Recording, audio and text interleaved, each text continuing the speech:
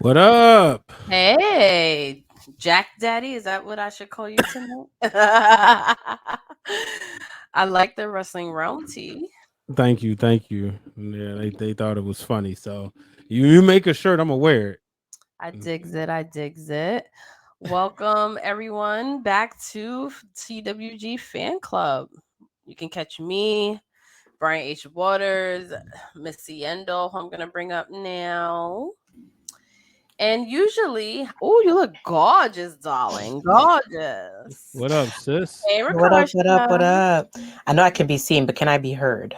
You can be heard. Awesome sauce. That's all I You care about. can be heard. Hey. Hey. So we're just gonna real quick shout out Justin Rich, who's usually the fourth in our crew, but he is busy doing busy person things. But what you can do is check out his YouTube channel in the meantime because he is just dropping the content, dropping the recaps on his channel. So make sure you go and subscribe, go to his page at It's Justin Rich, and you can get all his links and just support everything that he does because he's awesome. I'm excited about today's show. We had a very interesting show last week. It was hashtag Dana Brooke Appreciation Night. Miss Dana Brooke was actually listening and watching along with all of her fans. So I want to thank all of her fan accounts, all of her fans that supported the stream, that have replayed the stream, that reposted, retweeted, all that. It really made a huge difference. And for Krista B and I, shout out to her, it really reminded us of like why we started TWG because it was one of those things where you consume so many like wrestling documentaries and hi Dylan and the women are never really given the same respect and attention as the men. And then when it comes to WWE, you got that revisionist history. So there's a lot that Dana Brooke has done in the company that doesn't get talked about enough on the big the big screen. So we were able to kind of have a night where we supported her and kind of reminded people of why she does have all these fans and why she should probably be doing a little bit more. So I want to thank everyone that came to fan club last week. Hi Dre. Hi, Dre. I want to also shout out Krista B. She actually produced and came up with our recent episode on woman. She was like, we should do an episode on women. People only know about her from the tragedy that she experienced. It's time for us to put a spotlight on her. And I was like, it's a very sensitive topic. I want to make sure it's great. And I got to say, my partner, my sis, my better half, she understood the assignment. And last week's episode was so amazing. If you haven't checked it out, you can listen to it on all podcast platforms. It's on our YouTube channel. It's a really good episode. I really like it. I learned a lot about women myself, and it was good to be reminded. That was another episode that reminded us of like why we do this, and it's to give a spotlight on women in wrestling that don't get talked about enough or is not talked about in the right lens. Go follow our or subscribe to our Patreon because there is some more dark side of the ring content. I react to the season premiere last night. We're gonna get up into like everything dark side of the ring later on, but I did enjoy the episode last night. It still kind of stuck with me, so I did some reactions, so that'll be coming soon. We also released more never before seen photos of Krista B and I with some wrestlers. So go check that out. It's $1 a month. There's a lot of stuff coming on our Patreon. So we really support all our patrons, everyone that supports us. We love you. Krista B Sounds Off is back on Friday, streaming with CRISPA. I want to say 3 o'clock. That might change. But that's always a good fucking time. So make sure you go check that out. We have new episodes now dropping every Monday. So before we was like a bi-weekly type of podcast, but now we're like a weekly podcast, and it's really, really exciting. Why did you say it like that? I don't know. Because it was like a weekly. We used to like work part time, but now we like full time. So catch us on the full time drip at 9 to 5. Okay. It's funny But because y'all always been full time, so right. Because like at work, I work with like British people, Irish people, like so many different like kind of like dialects and ways of speaking. So we all kind of like mock each other, like in a good way. We all kind of mock each other. So sometimes I'm like, I don't know what accent that was. I feel you. I feel It's you. I just, work with you know, I work with a couple of international people too. I hear you. I get it. you I know the know, vibes. you know the vibes, girl. But yeah, it's a lot happening. It's a lot happening in TWG universe. I'm very excited. Of course, all the crew always has exciting things going on. I know Seindole is going to be on Hardy Wrestling podcast next month, or shit, June's tomorrow. Next Tuesday. Next Tuesday. Wait, We are live and direct. Yes, we will be there. Live and direct. Can't wait. Thank you. It's gonna be a fun time. It's gonna be a fun time. Shout out to her. Shout out to Tiffany Hardy here. We do. We've been talking about it for the longest time. Even when we were, this goes back to Jobber Slam, this past Jobber Slam, and we were just like, we need to get together. And she was like, yeah, we do. We're gonna find time, and this is the time. So I'm excited. I love it. I love it. So because we have such a jam-packed show, because I know talking about Dark Side of the Ring is going to be extensive because it's such a polarizing show and it just premiered and it's hot on everyone's mind. So we're going to take a quick break and then we will get into Seindole scorecard. You were busy this past weekend. There were a lot of dope women's matches and title changes. And we want to hear what all of you think of the title changes, the new landscape of the women's division across all of wrestling. A lot of, some would say, upsets. Some would say things that needed to happen. So this was a weekend that really it was a reset, kind of, as one of my friends would say. So I want to hear what Seindole thinks of these matches, what she scores them. So everyone go call all your other wrestling fans and friends and all that shit. Tell them to come to hashtag TWG Fan Club because we're about to get into it. And y'all are, this is a fan club. Everyone's a part of the show. So we want to know what y'all think. So go tweet, do everything, hashtag TWG Fan Club. And drop a selfie now. Tell people. Right. Let's drop our selfies all at the same time. Everybody drop a selfie, hashtag TWG Fan Club, and we'll be right back. Yes. I see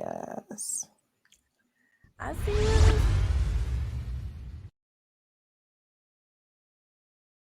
And she made history carrying this briefcase. She did. And I like the fact that she kept teasing. Yes. Opportunity came up. So fucking good and she kept teasing. She kept like, am I going to? Or she'll run to the ring and be like, no. That was so good. So she held it for I think 284 days, which is the longest that anyone has. 287 days. That was the longest a woman has held it. And this is why I always say I think heels should carry the briefcase or Uber baby faces, because she was able to tease us every week and it made us hate her more. I love the spotlight is one of my favorite ones to date. I'm not gonna lie. Like, and it's like right on cue with Money in the Bank season. Dude. Shout out to them earlier too. Yes, please. Oh, they're having a boy. They're having a boy. Baby boy. Everybody's getting knocked up. Everyone's just like, you got Sammy Guevaro's about to have a little Spanish god. You got Alexa Bliss and Ryan Cabrera, which I was rooting for that. First of all, like, come on, your mom's Alexa Bliss, your dad's Ryan Cabrera, like all the way down Ryan Cabrera. For that too. Like everybody's just out here creating little Hall of Famers, and I'm with it. I'm with it. Sammy, I don't know if you mentioned them, but them too. That's the Spanish god. That's what he calls himself. Oh. So I was like, their little announcement was cute. I was like, oh. Yeah, I also watching All Access. I don't know anybody that watches AEW's reality show. Like I low key, high key, like fell in love with them because they are heels on TV, like 100%. They seem to be like a very loving couple, just determined to make their way in the wrestling business. So shout out to them. Shout out to them. Yeah, definitely. Rooting for them. That was a dope way to announce it too at the pay-per-view. I know it was cute. They love wrestling, so that makes little announcements. Okay. I missed it though, because I was looking at the outfits. I went to like take a picture of the outfit, not realizing. That she was pregnant. Yeah, because I I'm saw done. when they said big match coming up. I was like, okay, they just showing signs, whatever. And then I looked on Twitter, like, wait, when did they? Oh, okay. Love that. So speaking Oh, of, they lit in the comments. they are Yeah, lit in the our comments. views went up. We love AEW may not be on yet. We love our devoted fan club members. Oh, Yeah, it looked like she'd been hiding it for a while. Except She I give like was. 5 months. Yeah. She probably was waiting for the right time. And at this point, pregnancy announcements are like low key a business opportunity because of social media. Like Carmella and Corey were on the fucking Tamron Hall show when they announced it. So good for them. Good for them. Good PR, I'm telling you. But y'all know what time it is, right? Oh yeah. Time for, we got to get a jingle. Seindole scoreboard. No jingles. Yeah, might not like me after this. Wait. Because now I got questions for the people in the comments. So now I gotta know who paying attention in these comments. And now I have questions. So good brother, good producer, what is that? Mr. Hollywood himself. See, here we go with that. She was good until, but I'm assuming this is what you want the people to know. This is what they want to see. Give them what they want to see. Get the people what they want. Give me what I want. Give me what I want. Anyway, it's Seindole Scoreboard. You already know the drill. These ratings are based on the following: match longevity, chemistry, wrestling ability, and storyline build-up. And man, was there a lot of building. A lot of building. We're not just talking houses. We're talking 17-story high-rise in the middle of the projects trying to gentrify the hood. This is what this scorecard is giving. It's a lot of building, a lot of building. So it made it hard. It made it really hard to rate. I put out on Twitter that some of y'all might cancel me, and now you about to see why. So producer, drop the clips. Which one we go with first? Queen PR, this is your crew. This is your game. This is your section. You choose. I kind of want to stay on this AEW thread and talk about Jade and Taya Valkyrie. Let's do that. And how neither one of them walked out as champion. Now, see, with this match, y'all gonna listen. I understand a 4.2 is a little low, but shout out to the Jobbers Tier podcast as usual for hosting Legends, who actually had on NXT and Legends at the same NXT and AEW at the same time. Shout out to Jobbers Tier. They don't play. And personally, I want to thank Joaquin and the good people at Battle Club Pro because they actually got into a fit when they changed the channel and made them put it back on NXT. Nice. So shout out to them. I got the chance to watch both. But yeah, listen, entrance on Jade. I already knew, like I told y'all, she was gonna walk away as champion. I already knew that was gonna happen. Blah blah. I love the AKA entrance. I love seeing Boss Pretty Beat. I love that song. I loved it all. Loved it. Dig that. However, the struggle I felt like Taya was going through could not be ignored. It couldn't be ignored, y'all. I'm sorry. If y'all looked at the match the way that I looked at the match, there was a bit of struggle. There was a bit of slow. I'm not sure if it was, and y'all know how I feel about chemistry, y'all. If anything, like their wrestling ability gave it a 1 point there. Storyline buildup definitely gave them 2 points because they've been building this ever since Tanya was signed. So I liked where it was going, but it's just like I got to the match and it didn't bite the way it was supposed to bite. And I don't know whether it's because of what happened next. And we're going to get into what happened after the match. I'm not sure whether it was because there was a misstep somewhere where their chemistry was off in the last, because the match they had on Dynamite was great. Like I felt like that was a really good match, but somewhere in this, it was slow. So let's see. Dylan says it was the best match to date. It only took her 60 tries. That's a little shady, Dylan. We going. That's what he thinks. That's what it was. I have a question. Yeah, go ahead. Everyone is like, are our expectations a little too high for a Jade Cargill match? Because I feel like I'm never like she put on a banger. You know what I mean? Like, was that as good as she was gonna get? And No. Taya brought the best out of her. Well, here's my thing. I don't Mhm. expect Jade to go out there and put on bangers. I want Jade to tell a story. There you And go. the thing is, Jade tells great stories because one, she looks like a goddess, right? But Mhm. before she gets to the ring, those promos backstage, when she's going on the Breakfast Club, I'm sorry, I don't see Deonna Purrazzo on the Breakfast Club. Right.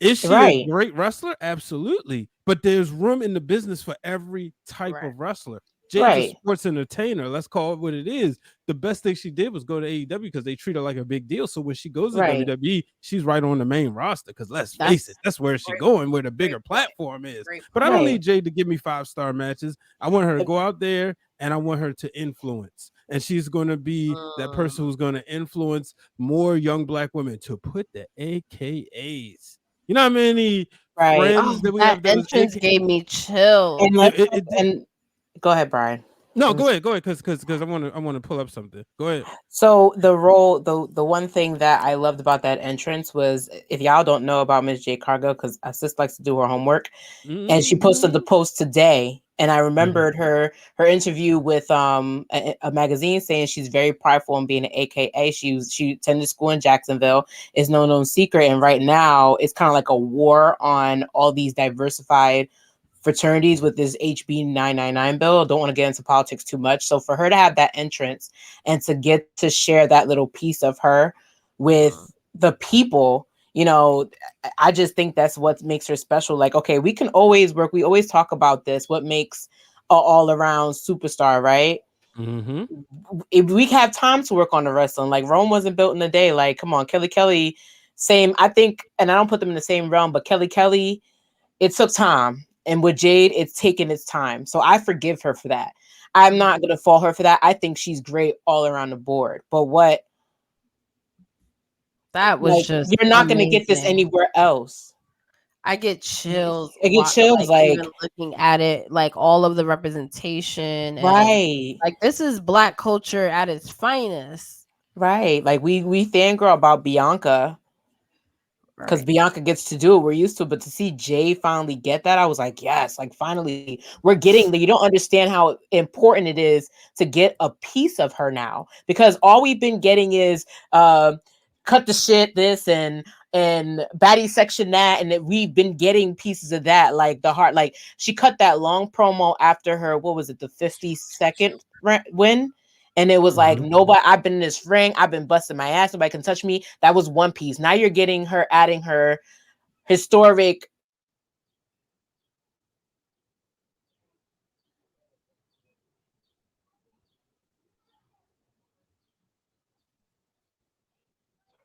Yeah.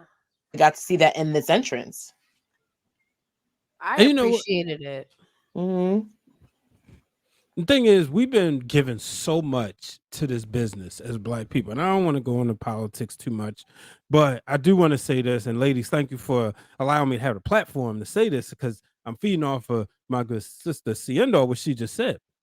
We've been given so much to the wrestling business, but in the past 15 months, we've gotten HBCU band, we've gotten the dancers from Compton, and now we have Black sororities.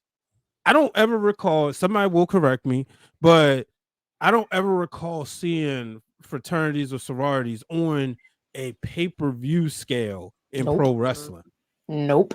Okay, I'm making sure. Like, I'm like, I don't claim to know everything, but I don't ever recall that.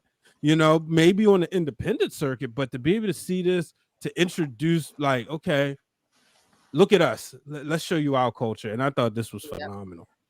I think so too. I really do.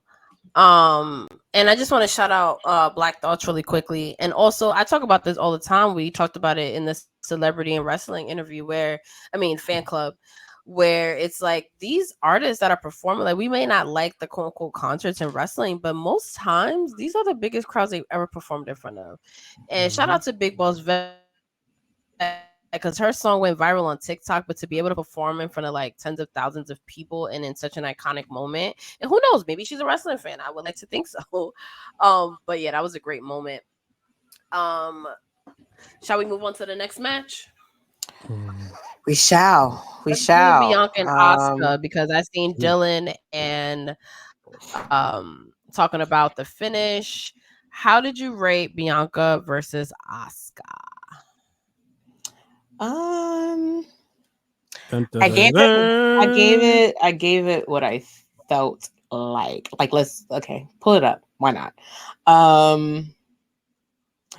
And part of this was because I'm in a little my feelings, because I felt like, and people agreed and disagreed with me on it, I felt like it could have gone a little bit better. Like, I felt like it was almost in Bianca's way. But then when I look at the bigger picture, what have we been saying about Bianca? Like, Bianca can do no wrong in anyone's eyes, can never not be the best that she is in this business to date. So for her to lose to Asuka after such a historic reign, I felt like at first, I didn't like the finish. I did not like the finish. And after a while, me sulking in my own films, because I'm seeing Bianca Belair, I'm going to be pissed. Win or lose, I'm going to be pissed at how they treat her. I had to step aside out of that for a second and realize that there is a bigger picture here. She's only had these 2 reigns, right? SmackDown and Raw. So it's going one or two things. There's a couple of other things she's not had the chance to accomplish yet. So for her to lose on this scale, to lose to somebody who she bested already, and I'm fine with that. She bested Asuka already. We saw that already. We saw that 2 pay-per-views ago. The biggest stage of them all, WrestleMania, she bested her. It's fine. But now we're going back to, okay, she doesn't have this belt. What's next? My question to the fan club that's the question to you guys. What's next? Because I think she can go so far now. This historic reign is going to put her as, she's a Hall of Famer, 1000%, right? But what now? What I love about where Bianca is right now, and I don't like to say things like they don't need the belt per se, because that's really strong, but I think her chasing the belt for a little while will only build her character more. I think it'll give her that baby face pull more. So I think this is actually good for her. I don't know what particularly is next. I don't like to think too much into that, but she could use a break. You know, she could, I think, taking little breaks, especially when you're a top star the way that Bianca is, because it's like that return pop is always going to happen. Like Becky, like she could take a couple weeks off and it's fine. I think it'll be good for that. She also has a lot going on outside of the ring, like with her reality show. So I could think it's one of those where, like, let's take the belt off for her so she has time to do like press and all that. Because I can only imagine how busy she's been during this historic reign. And I personally think, like, that rang in my head. So I'm like, she's also about to film a reality show with her husband. And it's not just to focus on the reality show with her. They're also going to be looking at Montez a certain way. So as much as I don't want to think that they're going to, put them in the story on, blah, blah, maybe her get involved with the Street Profits, blah, blah, and that be a staple. It's not as generic as it sounds. It's actually quite possible. But also I have to keep in mind that Money in the Bank is literally a month away, because she won Money in the Bank. They're also talking about bringing the Queen and the King of the Ring is still coming up, because she become the next Queen of the Ring. There's so many places for her to go. I think that Asuka is a worthy opponent. I even made the joke of, like, I want Bianca to literally win Money in the Bank so her and Rhea can give me what they gave me at NXT. But I'm going to talk tonight when we get to Rhea and Natty and Trish, and there's a reason why I didn't rate Trish and Becky, because I'm going to say something very significant about Trish and Becky, and mostly about Becky that you're going to get, but we're going to wait for that. Let's get into okay. If you have more, then we can get into that. Go ahead, Brian. Yeah. I just wanted to make one point about Bianca. I do think a break is coming. Right. I probably, unpopular opinion, love the finish, because I don't want Bianca losing clean. When she lost the title to Becky Lynch, it was a quick, real fast. Everybody hated it, but if you clean, it was clean, but it wasn't, right? I know it's triggering. But for the long-term plan, she was caught off guard. This time, I'm so happy she didn't lose clean. I don't want to see her losing clean when she gets her shoulders pinned. You look at the last time she got pinned on the pay-per-view, it took all of them. I would like to see her chase. I know there's the talk about she needs to go heel. I don't think the WWE right now has another inspirational women's superstar for young girls of color. And I know I say that with biasness, but I don't think they have somebody else who can fill that role. You said it for the little girls who are literally in tears on Twitter that she lost. Exactly. So, and you know, like, me and P talk about Bret Hart's book all the time. There's a part in there where he talks about in WCW where they was flip-flopping him, and he said it was a night he was getting ready to turn heel, and he felt like shit because he looked in the crowd, and this fan was just so happy they got to see him for the first time, and he's like, damn, man, I'm about to become a heel tonight. So, and she says she loves the fact that she has those fans. So I don't think it's time to turn heel. I like to see a break. Return pop. Honestly, Asuka, I think she's a transitional champion. I'll save that for later, but I'm you know, I don't think it was I love the finish. I did love the finish. I think this is going to be Asuka's best run. I do feel like, unfortunately, she is the transitional champion for all intents and purposes. I don't think it's going to be super lengthy like it would be, but I mean, if anyone to be your transitional champion, I mean, that doesn't necessarily have to be a bad thing. And I think Asuka's a pretty good safety for that. And I think she's having fun. It makes me sad that people think she's transitional because, like, and I got a bigger story, but I'm waiting for you to get there. I'll get no, go ahead. I'm gonna save my thoughts for later because I just feel, in the sense of like calling her like transitional, she does not deserve that. Like I'm gonna go on the rim here, and I feel like it's because I don't know whether people misunderstand her or the Eve misunderstands her. That's not fair to her because she's actually one of those generational talents that like listen, what we don't love, other people love. They still love her back in Japan. If WWE was to announce a Japanese tour today and they said, all right, Asuka has to go there as champion, like, you best believe they're going to keep that belt on her just for that. But I don't want it to think that it's like, oh, it's because it's like transitional. And maybe I'm using the wrong word. Maybe it's just I have a like, I see where they could go. That's all. Yeah. Okay. I'm curious to see where Asuka's championship reign goes. Let's see this comment from Andre. When Belair first started NXT, I remember talking with Mr. Black and saying that she's going to be such an influence to young Black girls and women. Seeing this manifest as quickly as it has been amazing. And one thing I'm gonna say about Mr. Black, he is so profound. Like, you'll have the most random conversations with him, and he'll say shit like this, insightful shit like this, and he will always be 99% of the time he's 100% right. So shout out to Jobber Tears. Yes, shout out to his Black, because me and him were also having this conversation. He's very like, he's very much like, listen, this is the shit, this is what's going down, but let me tell you why. He's very analytical, and he doesn't get enough like analytical than talking to him. So yeah, shout outs to him. Both him and Brian are like my two analytical people. As it was like the council, you know. Hollywood. I don't know. Brian, you pick. Where should we go next? I want to go Becky Trish because I am obsessed with Trish Stratus. So right now, that makes two of us. I didn't rate that match. I'm gonna tell you why. Okay. I didn't rate that match. I'm gonna tell you why. Because if we're gonna talk about transitional, I felt like these two people, like having Trish, first of all, shout out to Trish Stratus. Out of all the places in the world for her to finally, as a Hall of Famer and as a wrestler, I don't think she's ever wrestled in Saudi Arabia. It's her first time. So shout out to her. But also shout out to Becky with the motherfucking Kill Bill outfit. Like, there's nothing symbolic than wearing Uma Thurman's Beatrix Kiddo outfit. You don't get that any more than that. So love that, dig that. Zoe Starks coming out of the ring was something that I never thought would happen, but I loved it. I loved it. 10 10 10s across the board for that plot twist. I loved it. But also if anybody has noticed, there's always seems to be transitions in Becky whenever she has these matches that I just feel like you got a bit of a tougher Trish. But you also had like a fight, bite all in Becky. And in the attitude and in the moving ability that she had in the ring, this is a Becky that's like, all right, I'm tired of playing games with y'all.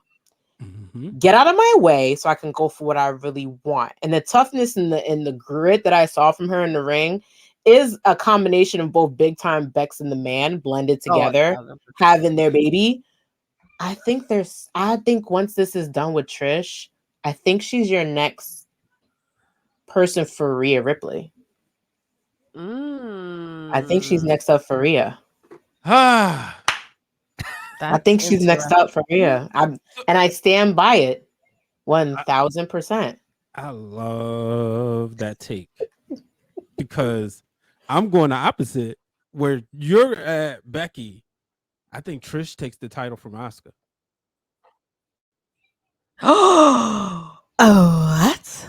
I think Trish takes the title from Asuka. This is what I'm saying. Like, I'm sitting there and I know. Whoa, like I said, that's intense. Maybe transitional is the wrong word. Hold on, we about to do this for TikTok and all these other platforms. Maybe transitional is the wrong word, but I think Trish Stratus takes the WWE Raw Women's Championship from Asuka, and then we have a Trish Becky feud for the title. And Seindole is saying that maybe Becky Rhea later. I would love that. But right now, I think it's going to get very interesting because Trish Stratus, she's hinted that she wants the gold. Why not now? Why not give another legend a run? You know, and are we really classifying Trish Stratus? Yes, she's a legend, but she's a full-time worker right now. She's giving us, we're getting Trish Stratus every week. Now you have Zoe Stark being right there, being her muscle. So boom, she doesn't beat Asuka clean. You imagine a Trish Stratus and Asuka rivalry? Book it. Ooh, and then she got the heater. You see my Mr. Burns hands right now? Like you see me going, excellent. Like this is why we family, bro. Because I just is bring it.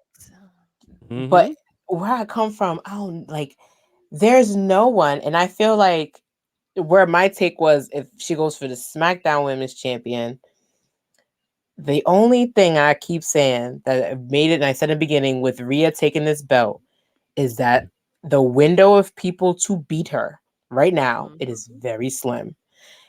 It is very, very slim. If you're not going to give me, the only person I could see possibly giving her a run for her money, if it's not Becky, I said is Bianca, which is why I said in the first take, Bianca taking that off of her would literally burn a match under Rhea so bad. That's just giving me a potential, it's given so much, it's given and I always joke about it's gonna be back in NXT days, blah blah blah, when Rhea was the champion and blah blah. But no, these women have been in the ring together, but they were back in the ring together back then. We have not seen them in the ring that much lately. You've seen them side by side, but have we seen Judgment Day Rhea Ripley versus top of the mountain Mount Everest ain't got shit on me Bianca Belair? We've not seen that.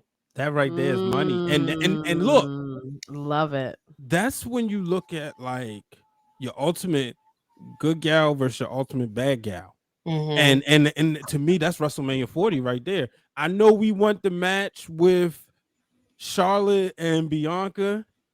That can wait. That can wait another year. But you imagine what hasn't Bianca done yet? I mean, well, she hasn't won Money in the Bank. She's won the Royal Rumble. She's won Elimination Chamber. But get another. This would be technically a 4-peat. Yeah, and it would make sense. Man, look. Book it. Book it. Also, Book it. Ron, I didn't want to do I that. love this.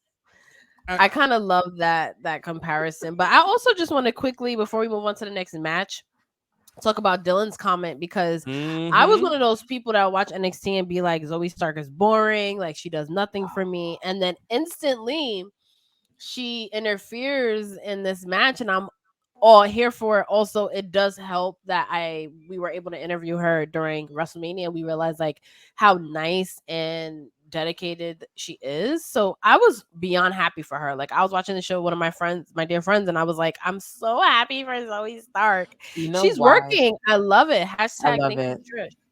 And I like how it works because in my head, I'm like, Zoe Stark's main thing on NXT was that she felt like she was too talented, but nobody was taking her seriously. Who else used to speak like that back in the day?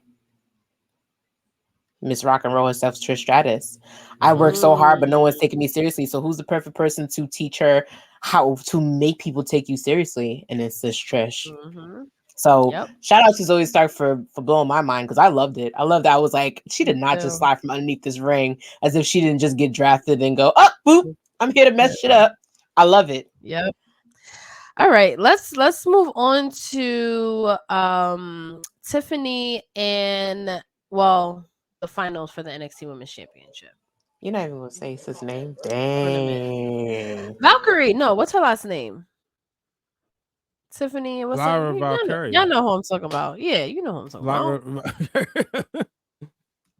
There you go. 4.7. Okay. Yeah, because I finally got to see two of the best high flyers and two of the best grapplers go neck to neck. So for me, it was just like very much like off the edge of my seat. I was like, all right, like let's be real here, y'all. I was like, come on, hurry up, give Tiff this belt so that she can do her shit. Because I've been rooting for Tiffany Stratton ever since I saw them little vignettes of her in Beverly Hills Boulevard. I've been rooting for her, but the fact that I found out that she was an NCAA gymnast, I was like, oh no.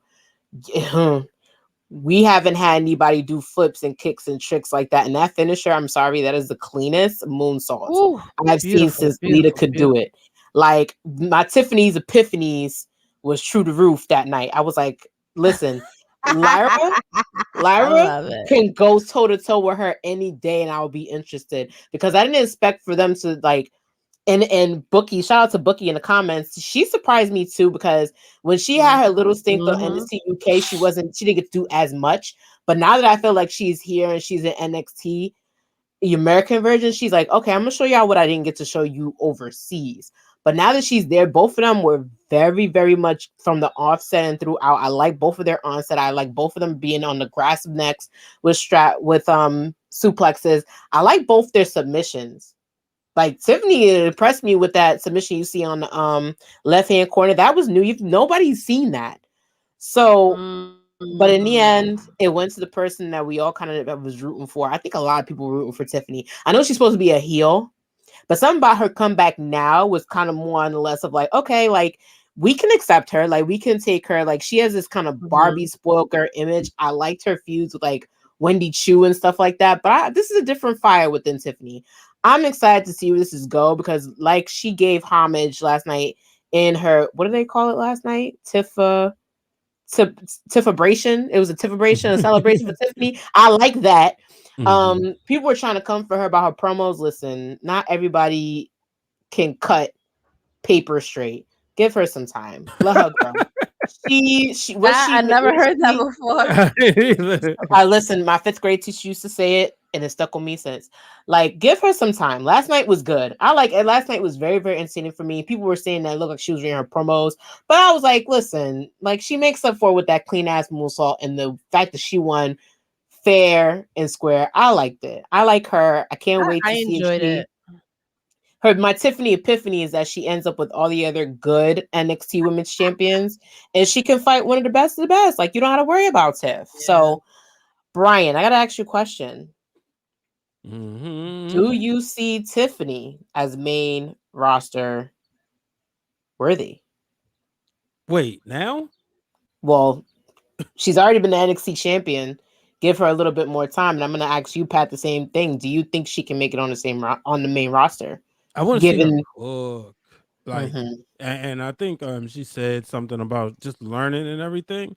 The trajectory is there, but I really want to see her cook. I think she can bring eyeballs to NXT because of her athleticism. Let's be real, we know she's gorgeous, but with also the way that she gets your attention by the moves. So if she, like you said, that moonsault, like those high flyer moves, especially when women's wrestlers do them, it's eye catching, right? And like you mentioned, Lita. So I think she'll bring eyeballs to the NXT product. And she looks like she's going to be a great heel. Like the way she was talking to the rest of the girls, it was great. So I'm excited about it. You know, I don't want to get into the comparison game. It's so easy to do, but it's so unfair. You know, So I old don't. and it's lazy. It's Right. lazy. I don't like what People we do were with trying the to say men. she was giving Tori Wilson. I was like, pump your brakes. Please don't do that to her. Mm-hmm. I was like, don't do I that. already Please. seen the Mandy Rose comparisons, and Don't do that just either. addressing the Mandy Rose comparisons. There's going to be a lot more beautiful, built, blonde, busty women that are going to enter WWE.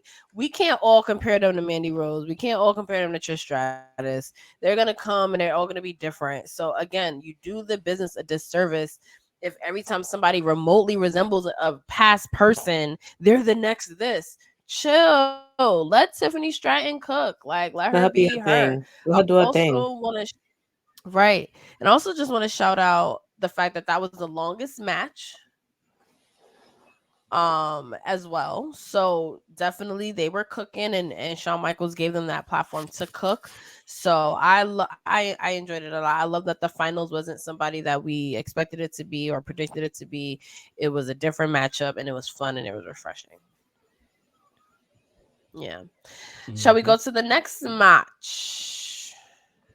How many more we quickly got? Touch on Impact. Can I just focus on my 4 points because yes, of course. Okay. We'll keep this brief because we have a lot of dark side to get into. So we'll quickly hit Impact. Real quick, we had Trinity, Gisele, we had Jordan Grace, and so we'll quickly touch on those, and then we'll go to AEW again.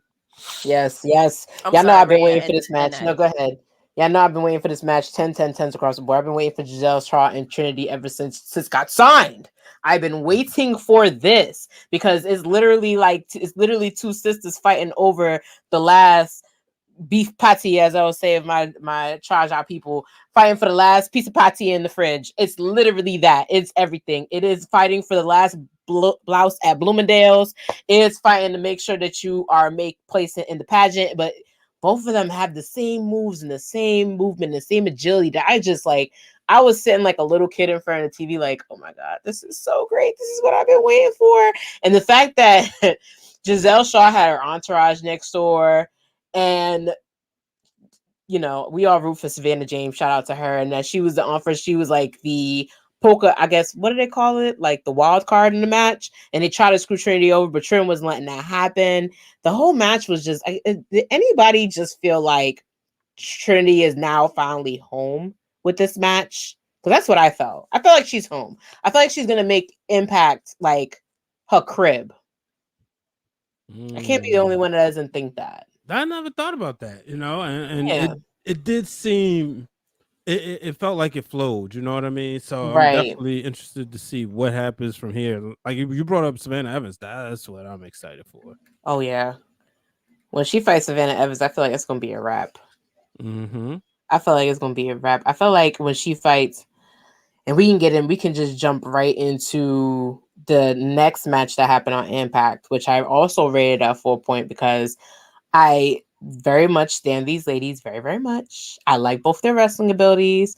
But the fact that they are now about to intertwine with each other, like, I don't know. Jordan Grace, she needs that championship back, but it's not right now. And then watching her grapple with Deonna Purrazzo, I talk about how chemistry can be off sometimes, but these ladies, every time they get in the ring, they never lose their sense of chemistry. And it's not because it's familiarity that you get with the two of them. It's mostly because they know how to work each other. So you never know where the match is going to go. I had a feeling that Jordan had this. I had that feeling. I don't know. It was like an itch. I was like, okay, she didn't get her belt back tonight. But then when Deonna Purrazzo, that finish, did not see that coming. But then when you see Deonna Purrazzo call Trinity out on the mic, I was like, oh, now we know why you need that belt back. Because now you're like, I want to get on top of the chain too. I want to see what all the hype is about. we had this conversation when you first came. If you wanted to come get it, but now I'm telling you to come get it.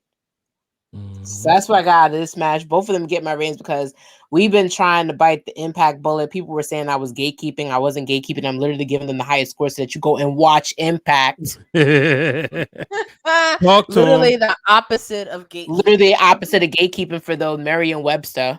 Anyway, I'm literally telling y'all what to do so that y'all go and watch it because both matches were really, really great. Really, really great for Impact product. The rest of the product, I feel like is trying to get somewhere, but their Knockouts division per se is worth the watch. So y'all can tell me what y'all think. Do you think that is too early for Trinity to probably go after the Knockouts Women's Championship? Do we need more matches out of Trinity, or do you think that Deonna and Trinity need to get it on like Donkey Kong? Yeah, let us know in the comments. Let us know on Twitter, hashtag TWGFANCLUB, because we really want to know what is really next for Trinity. I personally would like to see her cook a little bit more and have like these fresh matchups, because I think just as a Trinity fan or a Naomi fan, like we've always wanted her to have like different dance partners, as they would say. So I can wait for that. I want to bring up Dre's comment about we'll bring Seindole back up when her camera's back. But he had said that he would rate Rhea and Natty a 0.0 because Natty deserves better. I'm interested to see what Seindole scored it, but I enjoyed it off the simple fact that, you know, Natty was never going to win the championship. You know what I mean? Would a longer match have been nice? Yeah. But I really think this was just a treat for the fans out there. I think Natty is huge out there. I think she is a fan favorite. Little girls look up to her and they wanted to give her a match. And Natalya Neidhart is the GOAT, best of all time.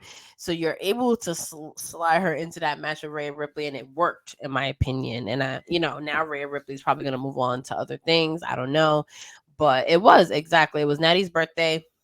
It was a short match, but I feel like she's fine. I think it was established just like when John Cena established Brock Lesnar. I think this is what this was, just to establish Rhea. Yep. I completely agree. So just because of timing, we'll get Seindole's score of that match when she gets back. But I do want to get into Dark Side of the Ring. It is one of the most poignant, polarizing, very I don't even know the word I'm looking for, but Dark Side of the Ring episodes always kind of stick with me, where I think about them a lot. They are very dark. They do tell a side of wrestling that is obviously what people experience and, you know, we normally don't talk about. So I want to get into that. So we'll take a quick break. And I want to know from all of you guys, what is your favorite Dark Side of the Ring episode and why? Do you like the series? Why and why not? What does it do for wrestling? Does it show a side of wrestling that, you know, we kind of maybe don't need to see while wrestling's in the mainstream media? Does it cancel too many of our favorite wrestlers? We're gonna get into all of that. We'll get a little bit into the season premiere last night, but this is one of my favorite wrestling documentary series. It made it to season 4. There are, I want to say, how many episodes would you say it is? Like 30, 40, 50 maybe. Wait, well, one season has like 14 episodes. They like broke up season 3. It's been so many stories. Right. There's a lot of episodes and it lasted longer than I think a lot of people would. There was that rumor that it got canceled at one point, but we're back with season 4. There's a lot of fun episodes. So I want to know, what do you guys think of Dark Side of the Ring? What does it do for wrestling as a wrestling fan? Do you like the stories that they tell? We're good into all of that. So we'll take this break and we'll come back and talk all things Dark Side of the Ring. Cool. So what's up? What's your name? Justin. KRISTA B. Ebony. My name's Vaughn. It's Lawrence from 2.5 Bros. You know your favorite whole host, Mr. Hitter with the wee wee. Sean. Who do you want to fight? Or who do you think that you could beat in a wrestling match? The Miz. Why? Because I know. Is that it? Yeah, I got hands, that's why. I pick Spike Dudley. That's an easy match for me. I mean, Spike, he did some shit though. Like, you really. Nah, that's a fact. No, but I would smoke him though. Me personally, I would smoke him. But like other people, Symbol. Rey Mysterio, kick his ass. It's like, damn. Who's that flying? Baby, do it. Sasha Banks. Why? I'll beat that bitch up. God damn. That's why his move is 619. You don't know which area code he's in. Is he in the 212? Is he in the 619? I'll beat her. Why though? I'm You just from Brooklyn. hey. You feel me? Damn, I was gonna say Brock Lesnar. I like the confidence. Like just He's on some type of alcohol. He said Brock Lesnar. He's wilding like this nigga wasn't in the octagon or some shit. A wrestling match. You said a wrestling match, but definitely in a boxing match, I'm working Brock Lesnar. I'm working like I'm gonna keep it a buck with you. In a real boxing match with gloves and everything, hey, fuck with me, bro. hey. I'm taking Zack Ryder. I'm going easy. Easy W. He from Long Island. I'm in Brooklyn, son. What's up? That's it. Yeah. The person I feel like that I could probably take on and beat in a match is definitely Emma. Emma came back. She did her thing, but I could take her. Okay. Tell the people all your information for. Make sure that you guys follow those wrestling girls everywhere: Twitter, IG, Facebook. Join our discussion group. Subscribe to our YouTube. Subscribe to our Patreon. You can follow me, Miss Krista B, MS_KRISTAB_, and on Twitter, Miss_Krista B. Yes, and sir. I'm out of here. But definitely in a boxing match, I'm working Brock Lesnar. I'm working like I'm gonna keep it a buck with you. Oh my God, that gets me every single time. I'm gonna bring Seindole back up as well. That was a fun night. Shout out to the Colton Show. Follow him everywhere. He's hilarious. First of all, said Brock though. Y'all asked a bunch of people from Brooklyn, Queens, and the Bronx, Washington, D.C. adjacent, and y'all expected them to have logical answers. It was the shout out to the bartender that night for whipping up something strong. Shout out to the bartender. Shout out to Sean. Definitely family of the show. We love them. So let's get into things. Oh, before y'all go, I rated everything else like a 3 something because not for nothing. Y'all could have kept Natty home on her birthday. And then we already got tired of Tony Storm before. We're tired now. But speedy recovery to JB Hater because that's the real reason why she lost that match. Now I can go ahead. Wow. Okay. Yeah. So we'll definitely post Seindole's scoreboard ratings on Twitter and Instagram. So follow those wrestling girls and we'll share her thoughts. And again, tweet her. Let her know your thoughts. Tell me what y'all think. Hashtag TWGFANCLUB. Tell me if you guys hate me. And I'll just whip Tia and Tamara out to remind you. Yeah. I'll just whip Tia and Tamara out just in case to remind y'all. Anyways. Wait to get to the dark side of ring stuff.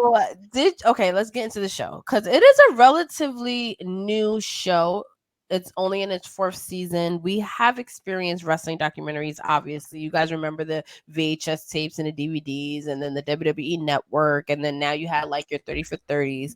But for the most part, these documentaries are WWE produced.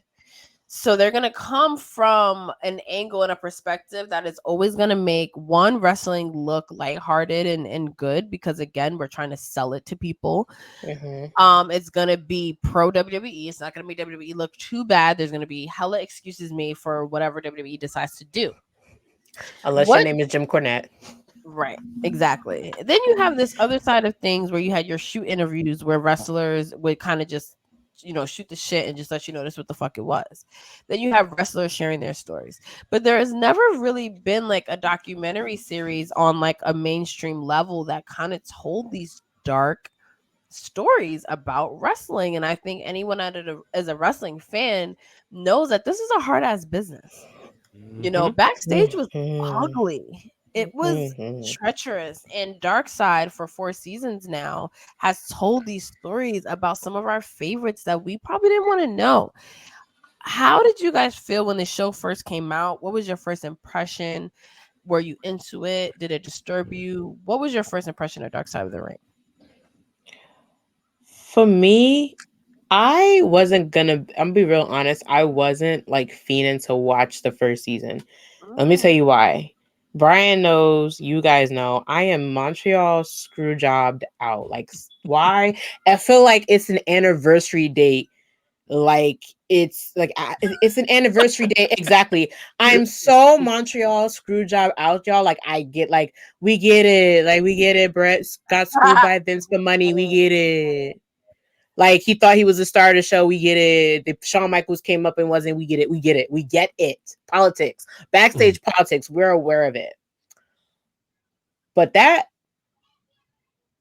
then all these other episodes that start coming out, like I always wanted to know what happened with what was his name? Gino, the one who got killed in his house.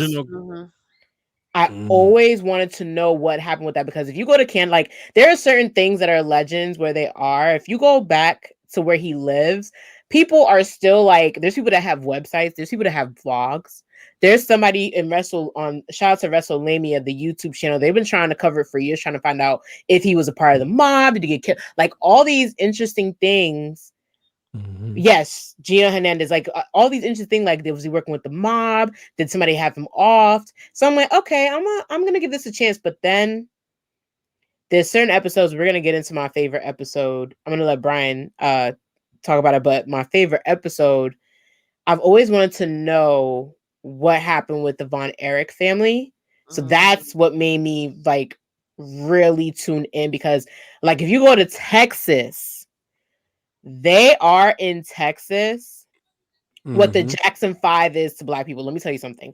The Von Erich family, they were like rock stars. They were like movie stars. They were a dynasty. Like everybody loved them. Like we're talking girls crying in the stands. We're talking like posters on the wall. They were like a boy band's dream.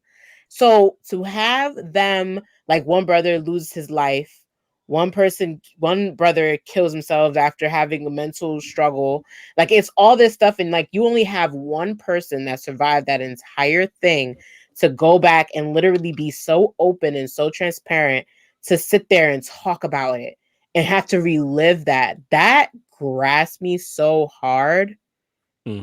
I was just like, okay, this is not like your typical like beat around the bush expose here. This is like people's real life stories of the business. And my biggest fear was that they were only going to cover WWE related stuff and try and shed a bad light on it.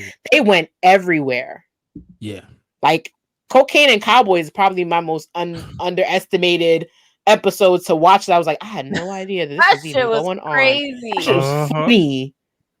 But yeah, shout out to Keeks because she did speak highly about it. But yeah, like I was just watching the WrestleMania where one of the Von Erich brothers had wrestled. Texas Tornado, baby. Yeah, like, and he was good. Like the way he moved and glided, like he was so good. I said this before when Justin went down his WrestleMania 7 stories. Shout out to Justin in his absence. As a child at 7, I'm 4 years old. If Kerry Von Erich, who would become the Texas Tornado, would have been around, I know he would have been one of my favorite wrestlers. Because as a child, I remember it's, you know how like a lot of times at 4 those memories are sort of blurry, but I remember the music, I remember just the presentation, and he was wrestling, you know, Mr. Perfect, who was one of my favorite wrestlers. And as children, you don't look at, oh, he's a wannabe so and so. You know, he had the little bicycle strings like the Ultimate Warrior. The getup was sort of similar. He was, you know, muscular, but man, like Texas Tornado was my dude. Only for me to, like, as I got older, learn like, oh, so he was Kerry Von Erich. Oh, he was like a big deal. He didn't like his chain. He didn't like that they didn't use his name. Yeah. And you know, Vin, that he had to put his own spin on things, but if you knew, you knew. Exactly. And I remember, I think I was watching either, maybe it's that WrestleMania or something, but they said like he was named because he was such a big star. He was Texas Tornado, Kerry Von Erich, or Kerry Von Erich, the Texas, something like that. Like, but I get it. He wanted to have his name, but you know, he took like the money, and just thinking like, if without the demons, the money that he would have made, because he would have been like, man, shucks. The way he could work too, he would have been a star. I appreciate it. What I appreciate, another thing about Dark Side of the Ring, is that they're able to get like family members and friends of the subjects that no one has ever been able to get speak. Like, I know we're probably going to touch on the Owen Hart episode. That was so insightful for me. Yeah. I think if you consider yourself a wrestling fan, this might sound like a hot take, but I think if you consider yourself a wrestling fan, a quote unquote wrestling historian, because everybody considers themselves that, I think you should watch Dark Side of the Ring, because there's not many platforms where Martha Hart is talking about the situation and his death.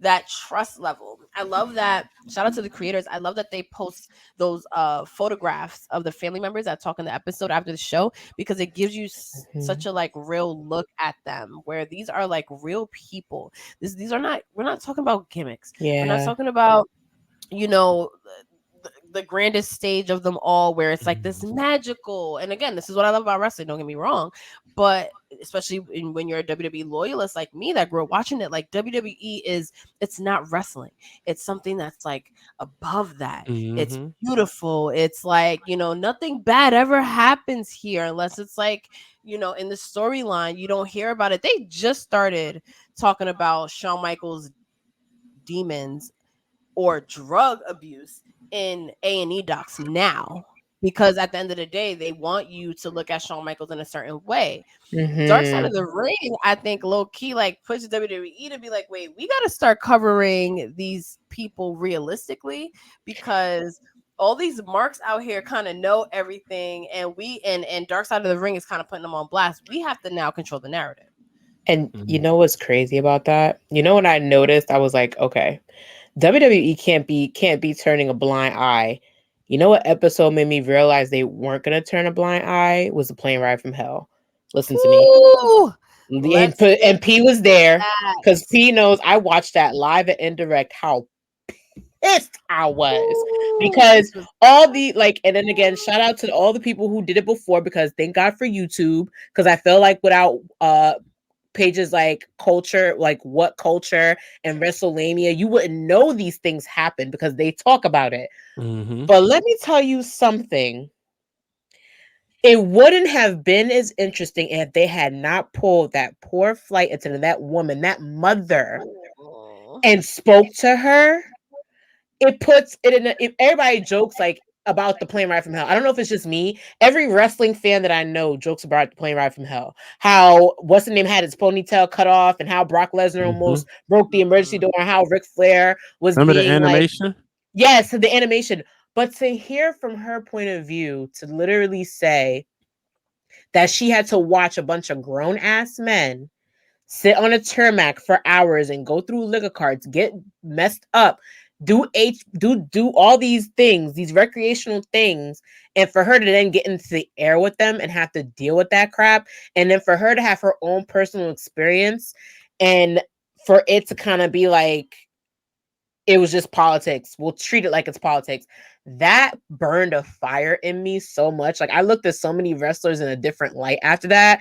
Everybody know I can't treat Ric Flair the same. I can't look at him the same, because like, dude, talk about the Plane Ride from Hell episode for like a second, because I don't even want to get that was not too much, but I do feel like that was like the moment where Dark Side of the Ring kind of made it in a way, because it canceled Ric Flair for like a hot second.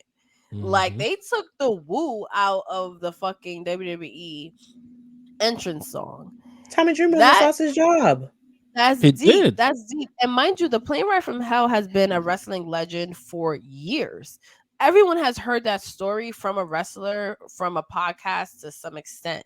But the way that Dark Side framed it, and hearing from like the victim of Ric Flair's I guess sexual harassment, for a lack of a better term, that's when people looked at Ric Flair differently. We've been hearing about Ric Flair pulling his dick out for years. Nobody gave a fuck. But put the fucking innocent ass flight attendant on screen and let her tell her side of the story, how she's terrified that these larger than life men are literally intoxicated, harassing her. Then she gets propositioned. Mind you, imagine not being a wrestling fan and like some fucking old white man in a robe propositions you backstage and he's like naked under his robe.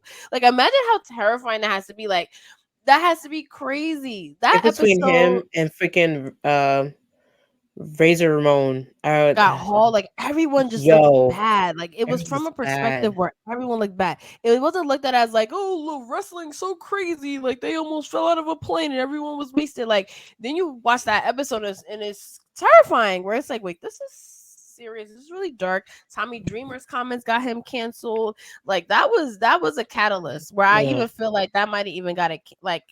Because there was that rumor that it was going to get canceled. I'm like, I feel like that episode and WWE changing their own narratives was the turning point. A lot of people showed their real selves doing that after that episode. You really got to see a lot of people's real side. Like, you know, it was sickening. And like y'all said it best. Something people glorify, like, oh, it was the funny thing. You know, you heard about it for years. Podcasts, shoot interviews. You heard people talk about, oh, ha, ha, ha. It was just the boys being the boys. You know, one of the things they talked about, Mr. Perfect and Brock Lesnar getting to the shoot wrestling match where they almost flew off the plane, which would have been it wouldn't have been an episode, you know, because wrestling would have been canceled if you think about it. But and man, like, what bothered me, and it was like, not even Tommy Dreamer, or before Tommy Dreamer's comments, Terry Reynolds has to be the most. I respect her tenfold after that, because for her to keep saying, like, that bothered me for a while. It was like, don't sell, don't. She was saying, like, people were saying to her when Goldust was acting up and Brock Lesnar was positioning her, she would say, don't sell, don't sell. And then when the producer asked her, it was like, it seems like every time somebody doesn't want you to react to something inappropriate, they tell you don't sell. And she was like, yeah, well, that back then was the nature of the business. Why is this? Like, but also, what? Imagine if she can't sell to things that were being done to her. Imagine what a lot of other women back then were going through. Like, that's exactly what I was gonna touch on, because first of all, I'm pretty sure that still happens. I'm pretty sure women get disrespected all the time backstage and in locker rooms, and it's the whole thing like, that's the business, and like, no sell, that's what it takes. I'm pretty sure.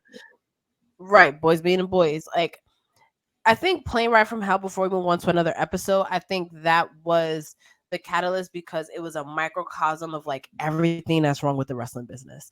Like the fact that Ric Flair got passed years because he's like, how many people in that episode was like, oh, that's just Rick. But I seen him do that a million times. No, that's not okay. The drug use, the relationship dynamics on the plane, the fact that, you know, everyone kind of came back and was just like, you know, that's just what it is, you know, kind of vibe. You know, Terry saying like, you know, no sell, like that open, you know, for me, that triggered a lot in me, because again, like TWG is all about like, okay, what are women dealing with in this business, in this male dominated business? And hearing Terry Reynolds say that a guy, a top star, still, mind you, fucking flashed her, and her husband at one point said to no sell it for the betterment of their careers. That's the wrestling business for you. So like, I think that episode was so polarizing, because a lot of men in the business were defensive of it, because that's what showed everything that's wrong with this business, and nobody want to fucking face those facts, and Tommy Dreamer is one of them. Yep. And you realize what it did after was you literally had to then have Ric Flair, after almost dying, apparently, go on TV and pull a documentary and literally go, yeah, you know what? There's no secret. I had a drinking problem. He was, and I don't know if it was Dark Side of the Ring. I don't know whether his daughter was like, listen, pull it together, old man, because now you out here embarrassing me. But that documentary from Ric Flair was more transparent and better than any other Ric Flair documentary we've ever seen. And then it pulled, what did it do? It pulled everybody back into feeling not bad for Ric Flair, but now you like, okay, now you giving us the transparency, Ric Flair. It wasn't always back in his orbit. Like, it wasn't always flashy. There's a reason why you are the way you are. Yeah. That would have never happened if it wasn't for that episode. Oh yeah, for sure. Buki, like if this happened today, they definitely all would have been done. I definitely wouldn't have been okay. And you know, I don't want to defend anyone in this story. Like, there are a lot of crazy stories came out of that episode, a lot of different layers to it. But it was a different business. This was before, you know, a lot of things happened, and this was a wake-up call for WWE. They changed their wellness policy after this. People actually got fired. Maybe not everyone that should have didn't, but you know, they did try their best there, and hearing it from that perspective was awesome. Shout out to everyone in the fan club. First of all, y'all are the comments are popping. I love the feedback. I want to know y'all favorite episodes and why. So I wasn't going to choose my favorite because I hate that. It just makes my stomach hurt because I this is my favorite show. Dark Side of the Ring like has retweeted me because I've always fucking loved the show. Like I've always advocated for it, and I didn't have a favorite. But I think like weirdly, my favorite episode is Brawl for All. Oh my god! Please let's get into it. My innocent ass as a kid, I remember it vividly, never thought twice about it. I would hear from like Something to Wrestle With podcast about it and how it was all about like basically backstage drama. That's why I hate that like women are looked at as catty when men in wrestling are like, you can study the pettiness that men go through in the wrestling business over the past like 5-6 decades. But do y'all remember Brawl for All episode? Were y'all shocked by it? Did y'all learn new things? How'd y'all feel about it? Yo, I did not know that the whole tournament was created because of Vince Russo's issues with was it JBL? He had an issue with JBL and the way he was bullying people. But then, so like it's a lot to unpack there, because then you had. It was supposed to be for Dr. Death Steve Williams to win. And then freaking Bart Gunn, which let's be real, that made him more relevant because he couldn't find his footing after the Smoking Guns was over. So that gave him something. And then he gets punished essentially for winning. Like, because he had knockout power and he took down JR's boy. He said, okay, fine. The power of the pen is better than the power of the punch. Yep. So that's what was crazy about that one. And that's what there's been so many. That's one a lot of people don't talk about. I'm glad you brought that up because a lot of people don't talk about that one. I love that episode. And it was learning that it came from that. Yeah, and you know, I was that was when I like really got back like fully into wrestling heavy around that when Brawl for All was happening. And I remember thinking, like, what the heck is this? And I knew I was familiar with Mark Merrill being like a shoot boxer from his days as like Johnny B. Bad, and they would always give a backstory. And then like seeing Godfather get knocked out, he's like this tough guy with the BSKs, you know, and all the BSKs, him, Undertaker, Savio Vega, Yokozuna, and Henry Godwin, like they're presented as legit tough guys. I might be Crush. They all present as tough guys, and then he gets knocked out, you know. So it's like, but to see that, it was like, man, I felt so bad for Bart Gunn. Like, how you get punished for winning? But that's also another episode that just shows you the fabric of the wrestling business. That fucking toxic male ego, that fucking pettiness. That like, and also just what makes wrestling fascinating, where it's like you're put in this position to fail and then you like win, and then like your career suffers for that. Like, what business is like that, where it's like that's not what we planned for, that was my guy, so now you're gonna, like, you know what I mean? Like, it's just fascinating. No, and P, you and I talked about this. You know who was petty? The pettiest of them all, Vince fucking Russo. Like, first of all, my guy, bro, they're telling you have people and can't stand up to JBL. You're going to because you can't stand up to JBL. You like, and Brian just said it. The power of the pen is better than the power of the punch. You want to bully people around? I'm gonna bully the whole tournament around you. You talk all this ish backstage. I could whoop your ass. I could whoop your ass. All right, let me see you do it. But then, like, it talks about what's relevant now. We always talk about like. People always talk about in the community how Vince was just surrounded by people who were telling him what to do, and then him kind of doing what he wanted to do. And then you have Jim Cornette. Yes. That's just like, this guy's pissing me off. She's trying to ruin the business. Like, everything somebody does, somebody can fart during a promo and they're ruining the business when it comes to Jim Cornette. When he said he called Vince Russo, and Vince Russo was like, he got a voicemail and he was like, I have to say it, Brian. Let me do it because I always do it perfectly. He was like, I just wanted to call you and tell you, you son of a bitch, you motherfucker, what you did to me and how you ruined this. How I hate you and everything. I just wanted you to hear from my own lips. I was like, yo. Go ahead, Brian, because I gotta. No, I just wanted to say, would there be a dark side of the ring without Jim Cornette? No. That is the house that Jim Cornette built. Like, he is our savior. I don't care what nobody says. I don't care how he feels. I don't care about people feel about him. If it wasn't for him, this would not be entertaining. Like, he's been entertaining since the first episode. God bless his old Southern ass, because literally he says what everybody is thinking. Everybody. Can I also just really quickly, like, I know he's a polarizing figure in wrestling. He's not like loved by everyone, but can I just say he is the perfect person for Dark Side of the Ring, off of the simple fact that, unlike a Bruce Pritchard, for example, Bruce Pritchard is pro WWE. Let's put it that way.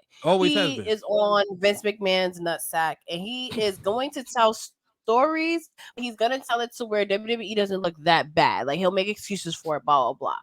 Jim Cornette is loyal to wrestling, and he's gonna tell wrestling stories the way that they should be told. He's a wrestling historian in the unique aspect that he's also lived it. So, like, he has fucking newspaper articles from matches and photos from matches. He literally did every job in wrestling that you could possibly do. So he's a historian that is knowledgeable, who experienced it, that doesn't give a fuck what promotion that he's talking about, unless it's Smoky Mountain. But he gonna tell you like it is. You can't have a Dark Side of the Ring without Jim Cornette. Like, and I'm sorry, and I look forward to his commentary on episodes. I remember there was one season where he wasn't in a lot of episodes for whatever reason, and I remember being like, yo, I would love to know how Jim Cornette felt about this. It was the third season he wasn't in a lot of the episodes. Yeah. And I missed like his commentary in it. And just a really quick story about my dad, because he watches Dark Side of the Ring, and I remember him calling me after the episode of the Montreal Screwjob where he like went in on Vince Russo, and he was like, yeah, like, he doesn't like that Vince Russo guy, huh? Like, they must have some serious beef. And it just is so funny to me, because, you know, Jim Cornette and Vince Russo couldn't be more opposite. So, like, seeing that Jim Cornette, and it's all because of his love for wrestling. He felt like Vince Russo came in, made a mockery of what he loves and his life's work, and you know, he was successful. That was Vince Russo's big mistake in Jim Cornette's eyes. Was like, but you have Vince McMahon's ear though. So he's gonna hate Vince Russo forever. But shout out to the Montreal Screwjob episode, because I know Brian H. What did you love talking about Montreal Screwjob? So how did you feel about that episode? So it's funny because I'm telling y'all, I'm tired. Not enough coffee in the world. Here's the thing. I'm gonna let you, because you my brother, Brian. Go ahead. It's my favorite episode. Mind you, when this came out, this is before I had to professionally go down the Montreal Screwjob rabbit hole for 6 to 8 weeks. So at this time, the reason why it's my favorite episode, because you learn so much. You hear Jim Cornette give you a wrestling history lesson. He takes you up into the attic and he's showing you the magazine. Nobody wanted to take credit or say it was their idea up until then, right? Shoot, we interviewed for the Book of Wrestling. We interviewed Gerald Briscoe, and he said, yeah, Vince told him, and you know, he had to get Shawn Michaels ready. But before that, like, nobody wanted to talk about it. Everybody said, no, you know, it's this, that, and the other. And Vince Russo would say stuff. But when Jim Cornette broke it down and said, he said, well, you know, back in the day, Ed the Strangler Lewis didn't do such and such, and we had to do such and such. I was like, what? He didn't give a damn. Like, he was like, he said, listen, I done seen it all, I done heard it all. You gonna hear from my lips. So what I do, going down the rabbit hole, I looked it up. Okay, Ed the Strangler Lewis is supposed to do, and I forgot the other guy's name. Somebody probably drop it in the comments. So after that, I'm like, yo. So then to see him pull out the books and all that, and you know, he's like, it is what it is. But the end of the episode, when he said what he told his wife, what she needs to do, and if she does it, she is written out of his will. That is pure hatred. That is real hate right there.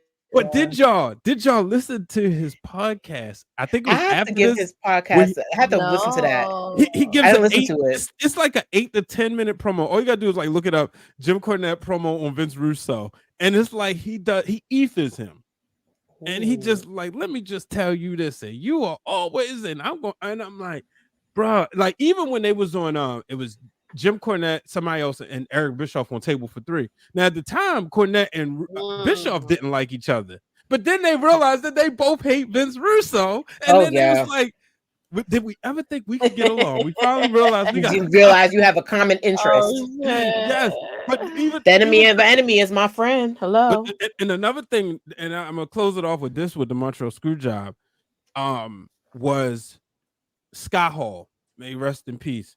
He said, because they said they know this narrative is out there, so they had to bring him in. When he said he thought the Montreal Screwjob was a work, and he's pointing out things on their cameras and stuff, and what should have happened and all this. So overall, that's like one of my favorite episodes. It's another one that I'll get into when when Pete says time to name other episodes. But man, that one right there, it was like, okay, now I felt like I really had the truth.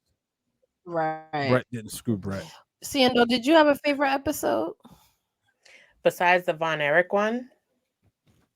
Oh, okay. So you said the Von Erichs, you would say is your favorite. Yeah. Then, I mean, if there's one, I don't know if there's an episode that made you look at a wrestler in a different light. The New Jack one definitely changed my perspective on New Jack, because all I remember, mind you, yes, I like, for some reason I went into it and I was like, okay, like I heard a lot of negative things about him, like as far as industry wise, but I never got to understand him. All you know from, and it's sad because all we know from New Jack is the guy who like stabbed or sliced the fat kids. Those people in the ring. Yeah, when he did what he did in the ring, and the lawsuit he had to go through. But like, literally watching him and hearing him talk about his upbringing, that like, it made my heart fall. Like, to know that you grew up in an abusive, such a traumatic childhood, to the point where you thought it was normal for a man to act like that, is the most heart-wrenching thing I think I've ever heard in my life. And this is somebody who's studying mental health, hearing this for the first time. To hear that, and then to then result into someone who had to grow up the way that he did, and then the things that he experienced once he got older, like the whole story about him. Jim Cornette signed him, because I know Jim Cornette probably looked at him and was like, all right, listen, we're gonna make you work, and you're gonna turn into this storyline. Oh, child. And then Mustafa, and mind you, I was a little kid, but I first saw that as a little kid. Like when I first saw Mustafa and the New Jack promo, and all you see is this guy go, I was like, what is this? I shouldn't be watching this at night. But then to understand that, like, they thought he was doing pencil shavings and all this other stuff, and then he was really whacked out. And like, New Jack just sounds like he was reliving, but this was somebody who looked like, listen, I lived this life and I don't regret it. Like, you hear probably Ric Flair probably talks about the way he regrets it, and even like a lot of people, when they talk about their past, they talk with regret. New Jack stood by what he lived through. Like him explaining the situation with what happened with the kid, and then him going on to do the next thing that he did, which was the bums away, that whole thing. I was like, yo, I can respect this man for not being like, well, I'm sorry for this, sorry for that. And he was like, listen, I did this because A, B, C, D, E, F, G, X, Y, Z. And yeah, that's why that happened. And people are just like shocked by him, but he's somebody that was just for some reason, I hate to use the word unapologetic, but he was literally like, listen, this was live in full color. He was unapologetic. He was, but this was live in full color. And he was just like, listen, I did it because of this. This happened because of that. This person did this to me. Like the whole story in the episode where it was one of his last matches and he stabbed someone in the ring. and they called the police on him. And then the guy like bailed him out of jail and was like, listen, instead of him pressing charges against someone, because, you know, that's what you do when you get shanked, you go, you know what? We're going to make this a thing. You're going to go on the run and I'm going to go after you. We're going to make wrestling matches out of it. He probably looked at him like, listen, I done did enough. I'm not doing that. And then that would make him hang up his boots. I was such a fan. I started following him on Twitter. Like, there was a political thing that happened, and I was like, listen, just send New Jack in there to toss him off out the White House. And then New Jack retweeted me and was like, gladly, I'll do it. I was like, oh my God, rest in peace, New Jack. And that's to him because it made me a fan of him for real. Like, I watched some of his old promos and even his most controversial promos where Jim Cornette was like, I had to literally say I don't agree with this stuff because it was that. But you put him there, Jim. You put him there. Right. But beyond that, rest in peace, New Jack. And I want to go back to just learning about wrestlers. When I first got back into wrestling and I got into what ECW was and the Monday Night Wars and that whole culture and just went into a deep dive, I became fascinated with New Jack because I was like, he is insane. I want to know his story. I want to know how he grew up and everything that we learn in Dark Side of It. I always wanted to know. And I would search Google, search YouTube, and I could never get like his story. It was always just like kind of what people thought, like, oh, hard upbringing in such and such place. But Dark Side of the Ring humanized New Jack. And I don't think any platform ever has, which again makes Dark Side of the Ring so good and what also makes it complicated because it shows you, you know, humanity ain't bright sunshine. Like when you tell real life stories, when you tell real life experiences, it gets ugly and sometimes it gets dark. And sometimes you get a story like New Jack, who said he watched his father stab his mother or some crazy shit like that. And then you're like, oh wait, that's why you throw people off scaffolding and don't give a fuck and do all the things that you do. Then you're able to kind of see them in a different light. You learn different things about them. And Seindole, you became a fan of somebody that we're honestly have been villainizing for all these years because he's unstable, he's this, he's that, and he might be all of those things, but Dark Side of the Ring humanized him. So I love that. Another one of my favorite episodes was the Fabalous Moolah episode because it was the first like women, like besides the Miss Elizabeth episode, it was kind of the first one that was like all about a woman in wrestling. So I was excited about that. And it was like not too long after that whole renaming thing with the women's battle royal, that whole controversy. And then again, you want to just know everything you can learn about Fabalous Moolah now, because I grew up in the Attitude Era where she was kind of idolized and we were meant to respect Fabalous Moolah. And she was women's wrestling and she held the championship and she did all these things. And then you hear rumors and you hear that scandal of the tournament being renamed, but then Dark Side of the Ring put it all into perspective. How did you guys feel about that particular episode real quick? The Fabalous Moolah. Hold on. Sorry. Dynamite. Breaking news. He's coming back. Who's he? Seindole just rolled her eyes. CM Punk is coming back. It's been made official. He will be featured. Ow. And there are mixed emotions. There are people cheering and booing. Like you got people cheering and booing right now on Dynamite. He's gonna sit right here for a little bit. That's all. Just a little bit. You thought you could get rid of him? Cross Indian style and complain. Nah, you know my pot fans can't do that. Stop playing. You know, we watch Dynamite as a family, so yes, we do. Punk's gonna sit right here on this mic. As a family. But you know why there's mixed emotions because that's what. But the fact that the directors like showed it instead of just forcibly showing all the cheers. Ooh, that's great. I told you he saw somebody with their pants down. That's why he get to come back. I didn't told y'all. How y'all feel? Everybody in the fan club, how y'all feel about seeing Punk coming back to AEW? So I don't watch AEW on a regular, so I'm not that invested, but I'm also one person that just feels like he's just super toxic and just stay away. But also there's that other side of wrestling where it's like it's better to have a polarizing reaction, which I think it was smart for AEW to show that there are strong mixed reactions. Like think about the Tribal Chief.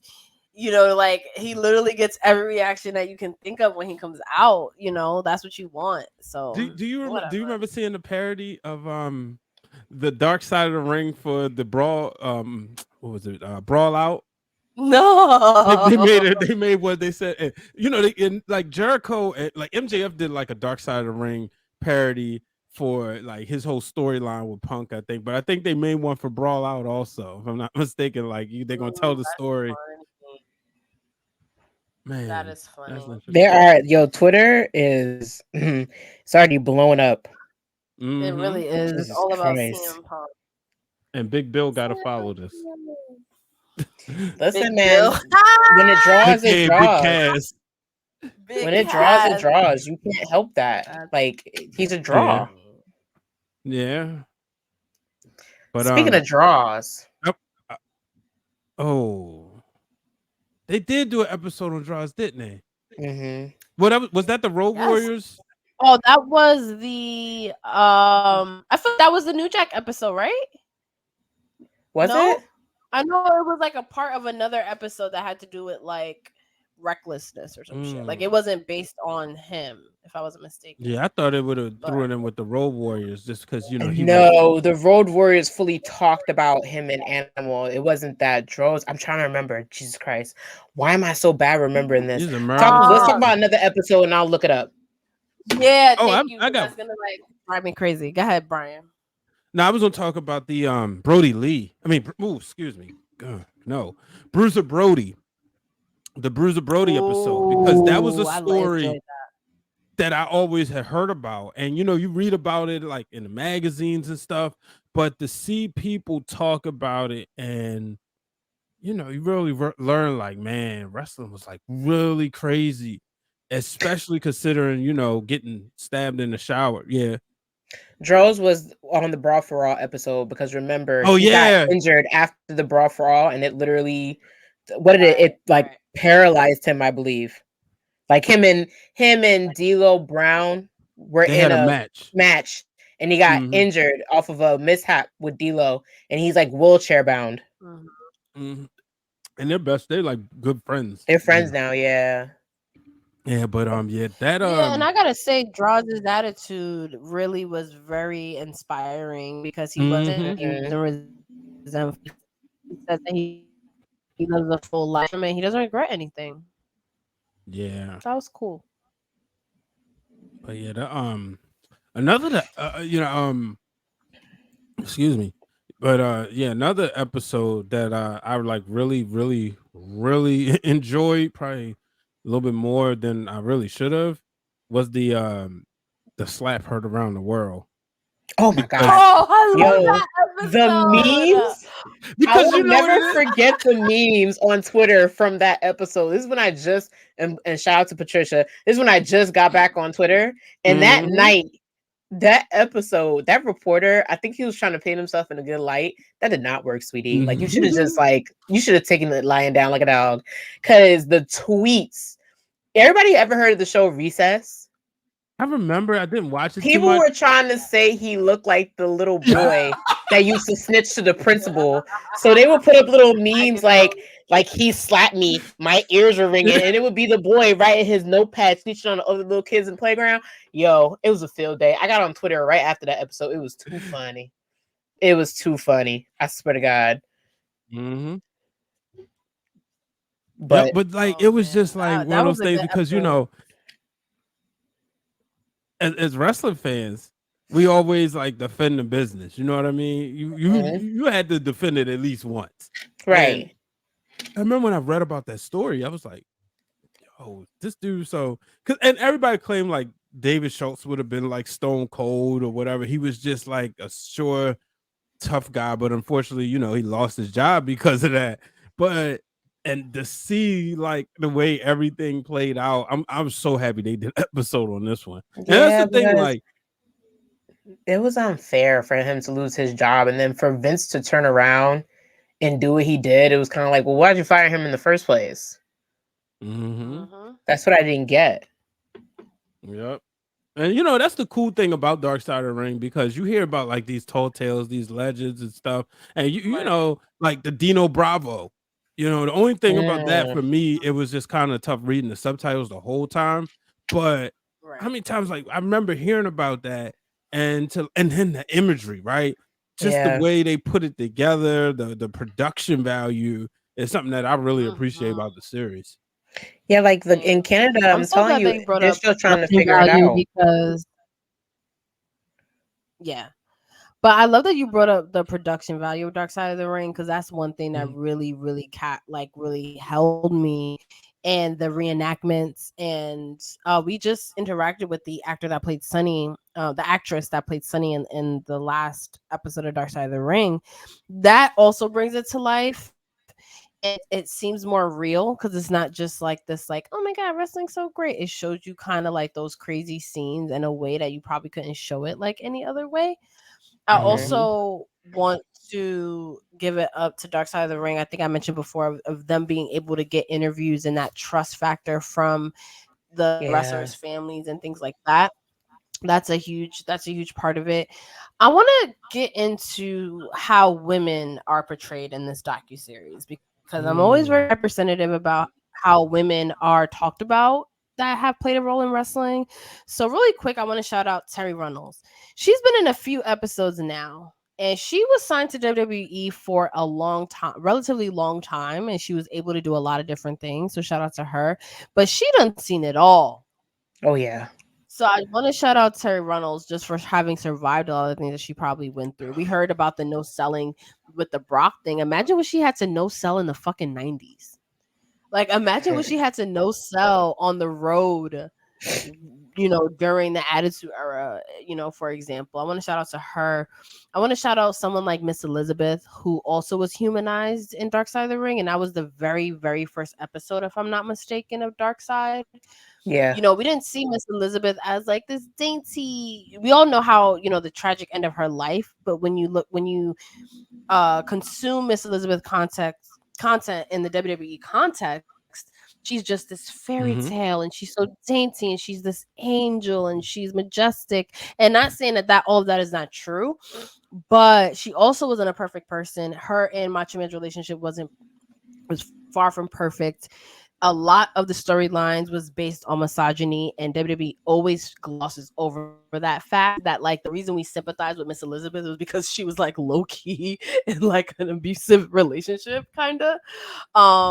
You know, You and like couldn't we root for wanted her. her to find a voice. We wanted to protect her. We wanted, you know, all of this. She humanized Macho Man because he was so aggressive, and then you have this beautiful woman that's by his side no matter what.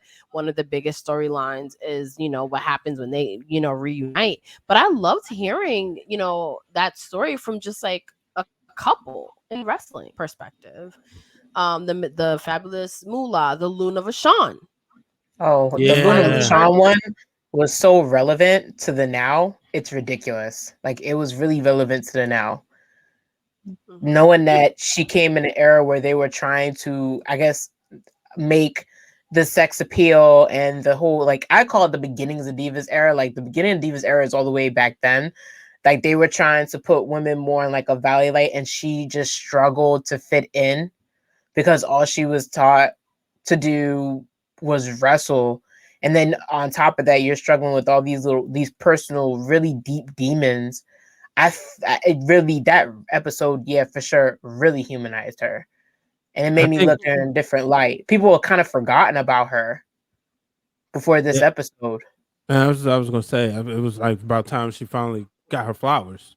You know, you hear about, if you listen to like shoot interviews, but of Gangrel, but let's be real, how many people are really checking for Gangrel shoot interviews? You know, he's just kind of always just portrayed as like this super nice guy. But you know, you really got to see, like, man, like they really like loved each other and really cared for each other. So it was really cool to see her get her flowers, and you know, especially everything she had been through in the wrestling business. Right. And I want to welcome Dan the Watcher to TWG Fan Club. Let us know in the comments what your favorite episodes were and why, and we love to have you. Go ahead, Seindole. I feel like with the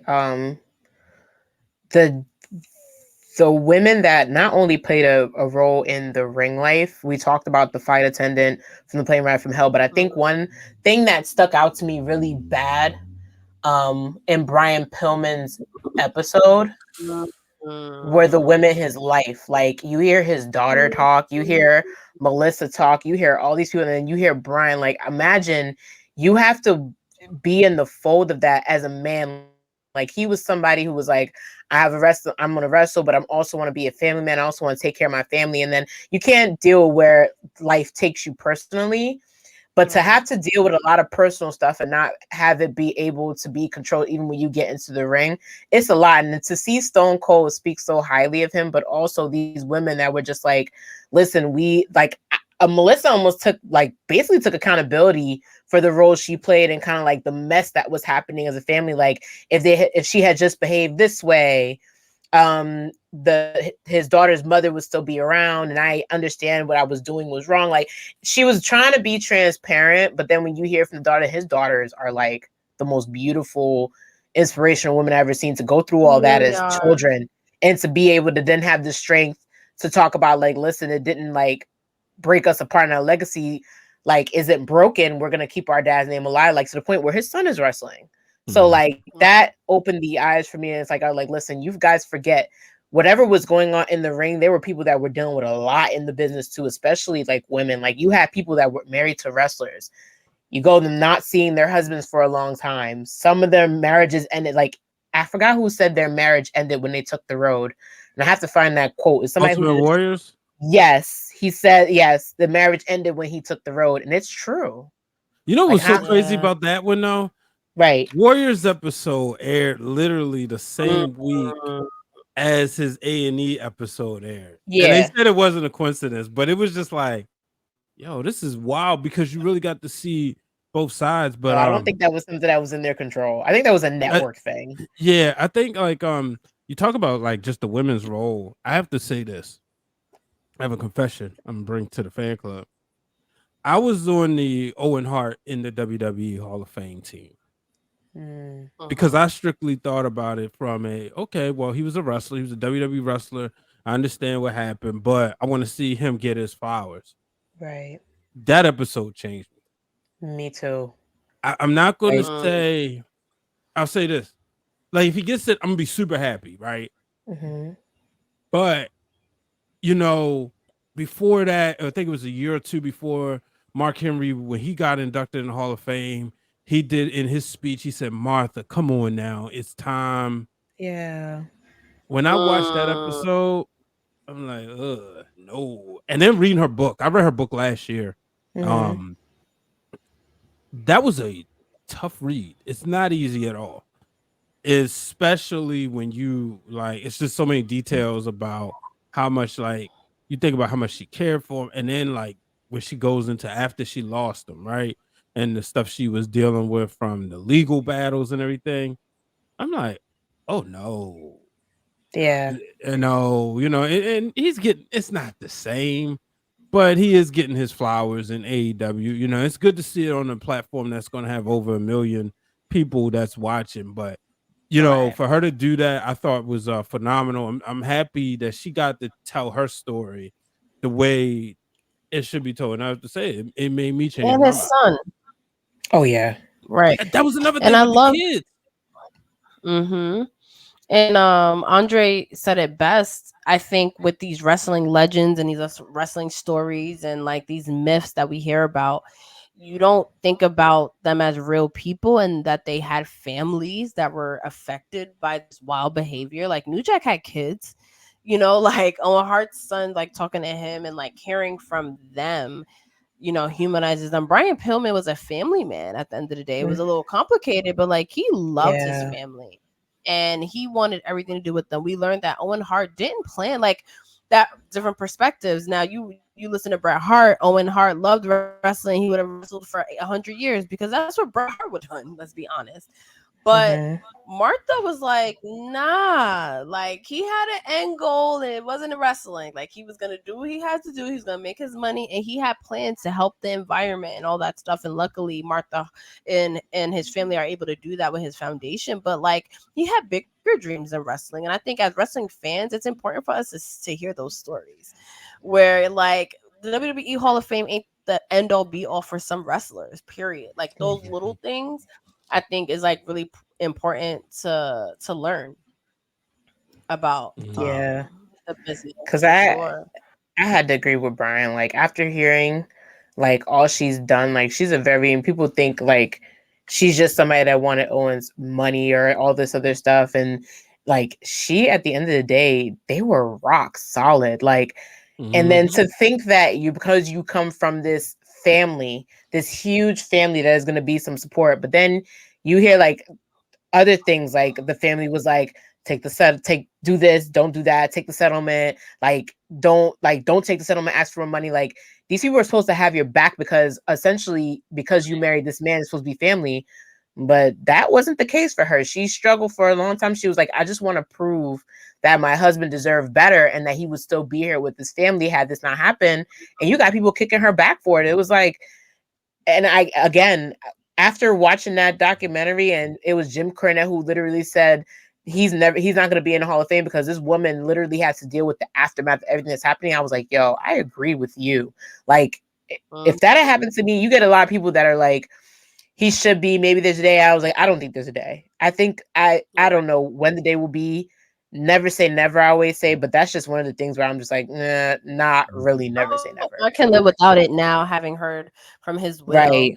I can't believe I didn't remember my favorite episode, because I actually do have a favorite episode, and it's the Dynamite Kid episode. Oh, that was I remember watching it and then like literally watching it again immediately after, because I was so fascinated by Dynamite Kid, of just like the tragedy of his story. Like I was fascinated, but you never really got that like insight, because you either heard the perspective of like bitter wrestlers that like hated him for bullying them when they were in the business, or from the WWE perspective where it was like he was a great tag team partner and like he didn't. And what's crazy about Dynamite Kid is he, as successful and innovative as he was, he never reaped the benefits of how successful wrestling will ultimately become. Yeah, like he literally missed out. Like did he even get to WrestleMania? I think what was his last? Yeah,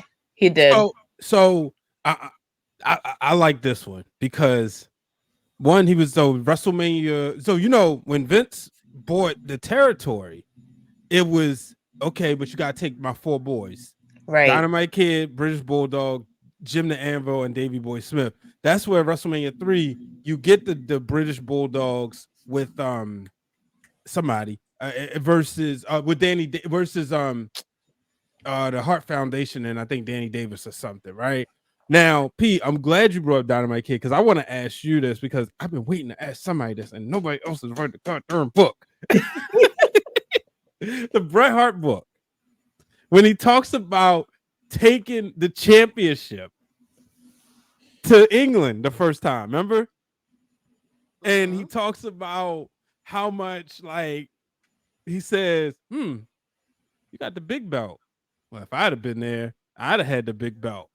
Like, when you're watching this, is this taking you back to like reading the book? Like, are you going back like all the stuff Bret was saying about Dynamite? 100%, because again, like I feel like Bret Hart was like the closest thing to like his story that I wanted, like that I heard. I wasn't gonna read like Dynamite Kid's book about himself, you know what I mean? Like I want to know like the tea. And watching that episode, I couldn't help but think of all those scenes in Bret Hart's book where he talked about, because Bret is someone who is going to give you the respect you deserve as far as being a good wrestler, what you brought to the table, what Dynamite Kid brought to the table. Like he was the first one to give him his props for that. But I love that also side of like that jealousy of just like, because if you think about it, Dynamite Kid was meant to be the big star. Like he's the first one that went to Japan and did his thing out there. He was the first quote unquote high flyer, hard hitting British wrestling style. He was all of that. Everything younger, smaller guys. Right. And I don't remember what the phrase was where it was like, and I think they probably even said it last night on Dark Side of the Ring, where they were like, he paved the road, but it's the road most traveled. I don't remember what I was watching, but like Dynamite Kid paved the road that is like, if you look at like the Mustafa Ali's, the Ricochets, the fucking AJ Styles, all of that. Yeah, a lot is credited to him. All of that shit popping, and the fact that he got He just got to WWF. It paved the road he just never got to traveled. the type of the mountaintop, and then that's when he gets like super injured and all that, and all of his bullying kind of comes back to him and all that kind of stuff.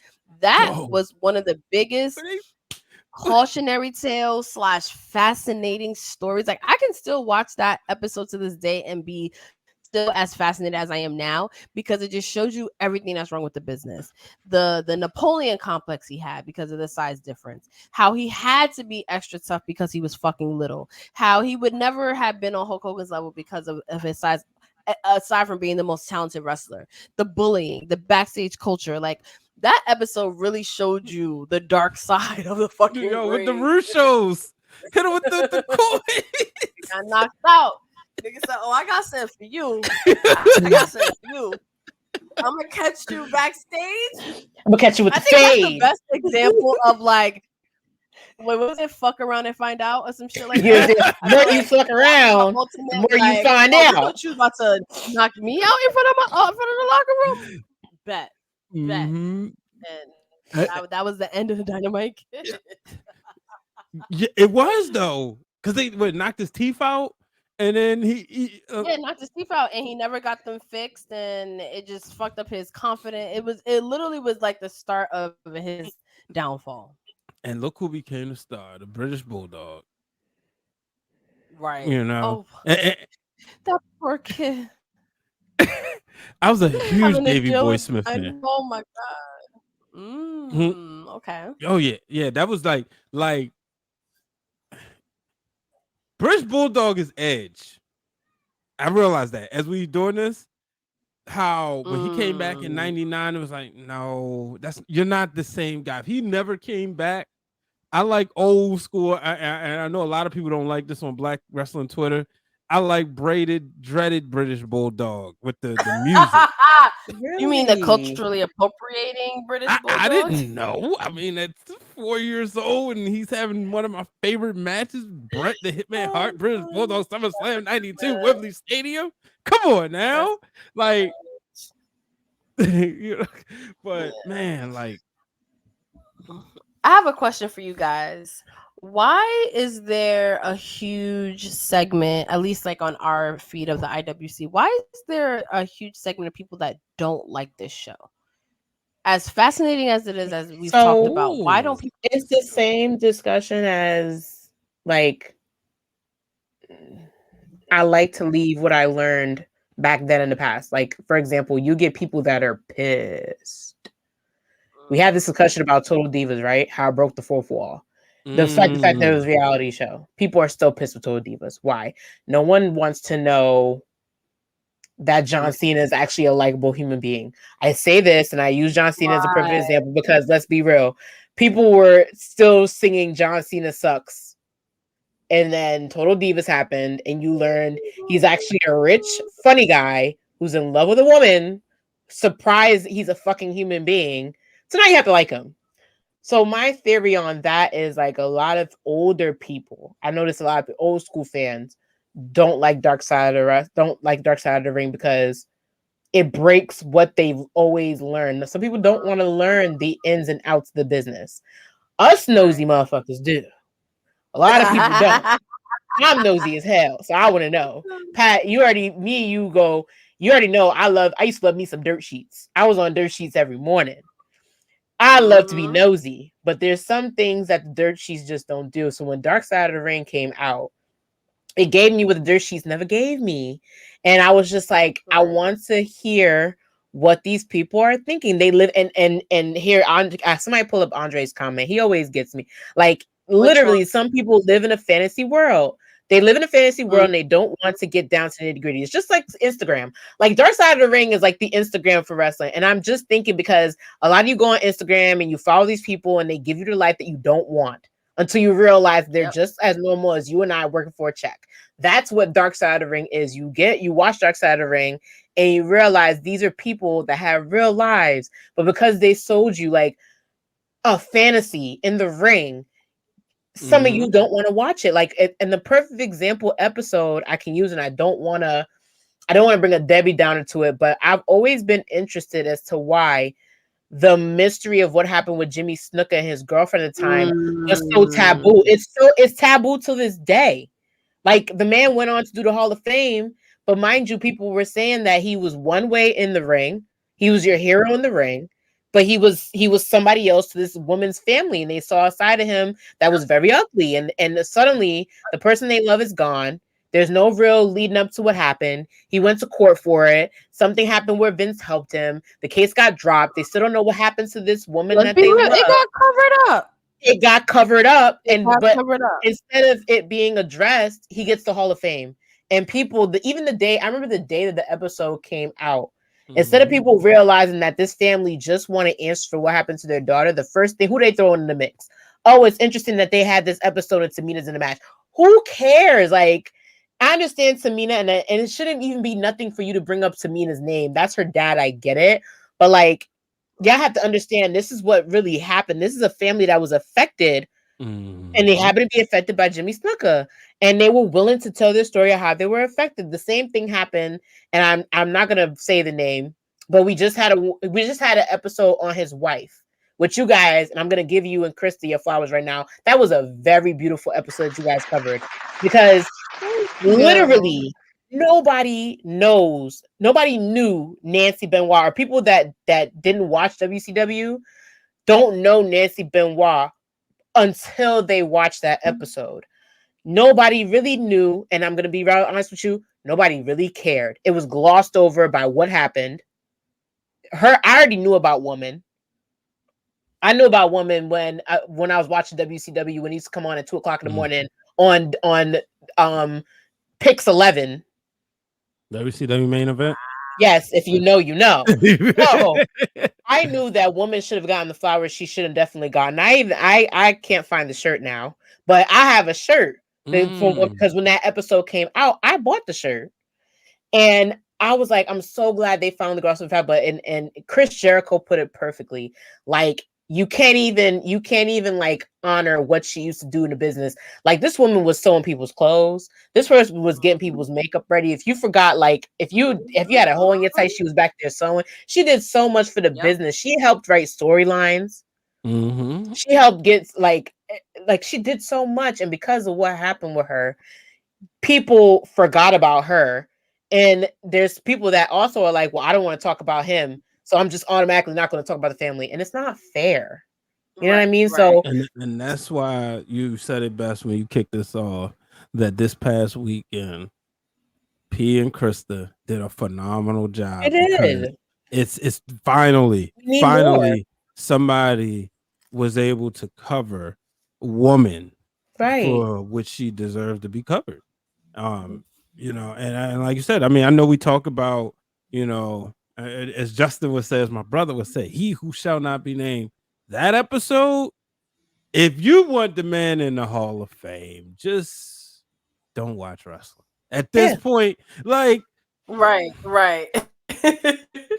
I mean, I don't know what's wrong with you. And there are people that have outspoken about, that have been very outspoken about it, and they just still, and like I said, we go back into the whole fantasy thing. They still get hammered, like, oh, you forget that he was a great wrestler. Great. Well, here's the thing, right? Fine. So in the book, that's your opinion, but in the book,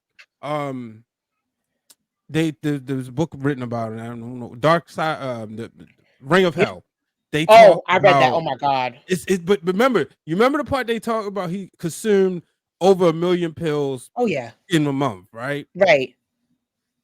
If you want to believe, let's just say this: if you want to believe that he was in his wrong mind, and then when he came in his right mind, he took himself out, right?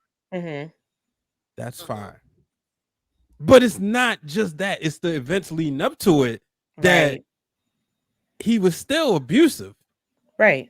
Before that, you know, so it was like, it wasn't a oops, I made a mistake, I can't live with this. It was, well, he been doing it, you know, and so, and I'm glad they did that episode. This was one of the two-parters, if I'm not mistaken. It was a two-part episode. Yeah, no, this one was Pillman's that one. Brian Pillman. And Pillman, man. You know what's interesting? They didn't just give you, oh, this is what happened that night. They went down the list, and then they included her side and how they met, and then what was the molding catalyst, and what might have motivated, and from what people knew, and then from what happened. That's the kind of storytelling that Dark Side of the Ring does. That if people did more storytelling like that, the appreciation for the business would go up through the roof. I think the appreciation for the business is already there. You have people like Jim Cornette, and you have people like, and no matter how you feel about him, Vince Russo, you have people like JR, you have people like D'Lo Brown, all these people that are just like, listen, the same thing Nikki said, I watched the Cultaholics one before I watched that Dark Side of the Ring episode, and that one does go into in more depth. Like, they were the one that showed the text messages that Nancy was sending him before everything happened. And I was just like, wow, like, she, even at that, like, she knew her husband was at her worst. And as the supporting person she is, she's still stuck by him. That's the kind of stuff that if it doesn't like make you a fan of her, I'm a fan of her. I'm gonna be real honest. The tragedy is the tragedy it is. I feel how I felt about it, but I'm a fan of her. Like, I feel like she should definitely be getting more flowers. And that's from watching Dark Side of the Ring. I think that's gonna definitely start happening. And I want to just shout out some more of what Nikki has been saying. Shout out to her. Is that there is a lot to it's a very complex story. I think it's easy for it to be wrapped up in like a, what is it? TCE, TDE, whatever it is, like, like the concussion CTE, thing, and like, right. CTE. I feel like that's a nice way for it to be like kind of right. Like humans, we got to rationalize things and make it feel like it makes sense. And I think saying that makes sense. I wouldn't be surprised if there's a lot of false information out there, especially when the story's been told so many different times. I wouldn't be surprised if there are, like evidence and details that haven't been out about it. I agree with that. I do feel like Woman is going to start getting a little bit more of her props. But again, I am glad that episode exists, because even if they left out a lot about that story, we would have never gotten even that much more from like a WWE documentary. So, Yeah, and I feel like people keep saying, "Oh, it almost ruined the business," and I'm like, "But look at how much it changed. Like, they changed their wellness policy after that. If you noticed, like, I don't know if you guys watched, because after that, it was a very interesting time to watch it, because remember the night that happened, Vince was supposed to be having a funeral, and they changed it, and they had to do that. And then I remember the broadcast saying that he wasn't going to mention everything, but then my parents, like, I guess they were trying to shield me, but then I caught my dad watching. I'll never forget. I caught my dad watching CNN, and they had just covered when they finally did the autopsy report. And I remember just listening. And I'm like, oh my God, I can't believe I as a kid, you're not supposed to hear any of that. But even for my parents to want to shield me from that, that's just how much of an impact it had. And then I remember they used to do blows to the head like it was nothing. You never saw a chair shot after that. To watch now.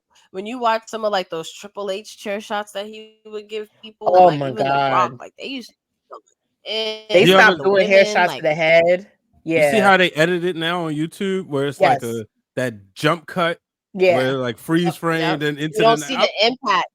And people were joking, it's bad. People were joking like with Karen Jarrett being on the pay-per-view, how she gave that ref the guitar shot to the head to stop her from interfering in the match, and people were like, oh, I guess we just going back to doing headshots. I'm like, all right, seriously, not even remotely funny in my opinion, but it changed a lot in the business. Like, nobody's really, like, the only person I think that gets away with it is just Jared, and that's because he's using particle board. So that like chairs, like it was like, can you take it? And I remember hearing wrestlers being like, you just had to kind of like stiff up, had to, like, and like Jericho was like, you just took it. That's crazy. Like, but look at how much change it did. Right. It did do a lot of change. It was one of those like wake up calls for a lot of different reasons. But like, again, I'm sure there's things out there that we don't know. I want to talk about a couple things. So one, I think Andre mentioned just Jericho's narration. Like, I'm not a huge Jericho fan anymore, but his narration is fucking, it's good. Like, chef's kiss.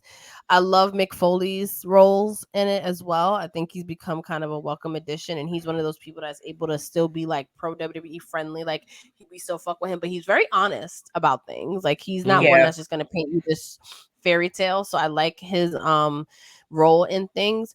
But I also like that they show like the vulnerabilities of the wrestling business, because it's such a tough business and you can't do all of this. It shows you mental health struggles, like the Chris Canyon episode with Double Life and him being a closeted person in wrestling and learning from his friends that he had ambitions of being like that first out wrestler. Y'all remember we seen the dude in at the Women's Hall of Fame? Wrestling Hall of Fame? Yeah, we seen what was his name? But you know what I'm talking about. He was in the Chris Canyon episode. The guy with the red. What you're talking about. Oh, I know who you're talking about. He was in the Chris Canyon episode. Yeah. He was. I enjoyed that, hearing from him, because you only hear from like, oh, I heard he was this, and he did shoot interviews as well, but hearing like the full rounded story, or like the Luna episode of learning that she suffered from mental illness as well. But you're not supposed to have weaknesses in wrestling, especially back then.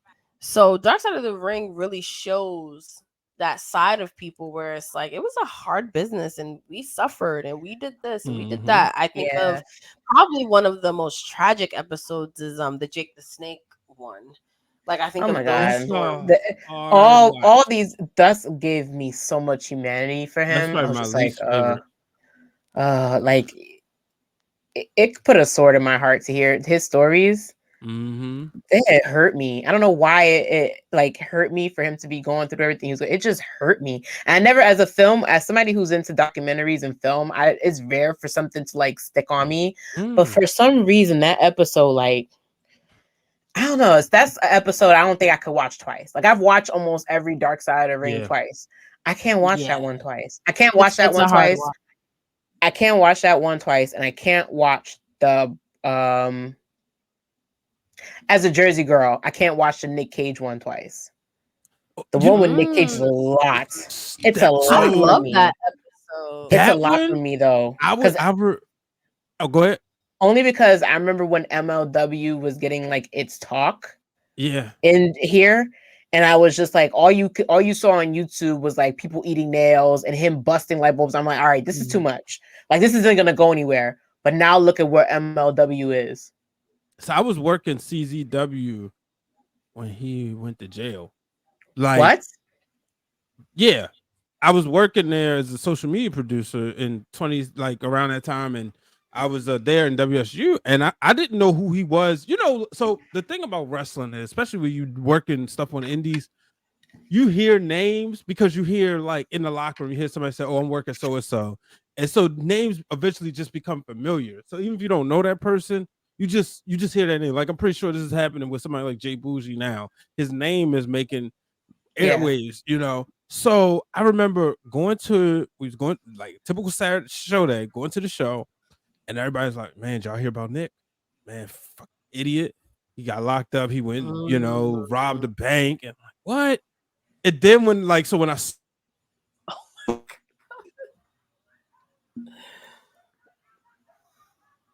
I forgot that he robbed the bank.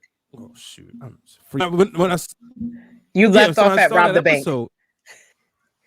Okay, so we get there, and they talk about, did y'all hear about Nick Cage? He robbed the bank, and he did it with no mask. And everybody in the locker room was talking about like how stupid he was. Now, mind you, just to paint the picture, in the locker room at this time is like Joe Gacy. He's like one of the locker room leaders there at this time. So this is during that, like I said, not early CZW, but years ago.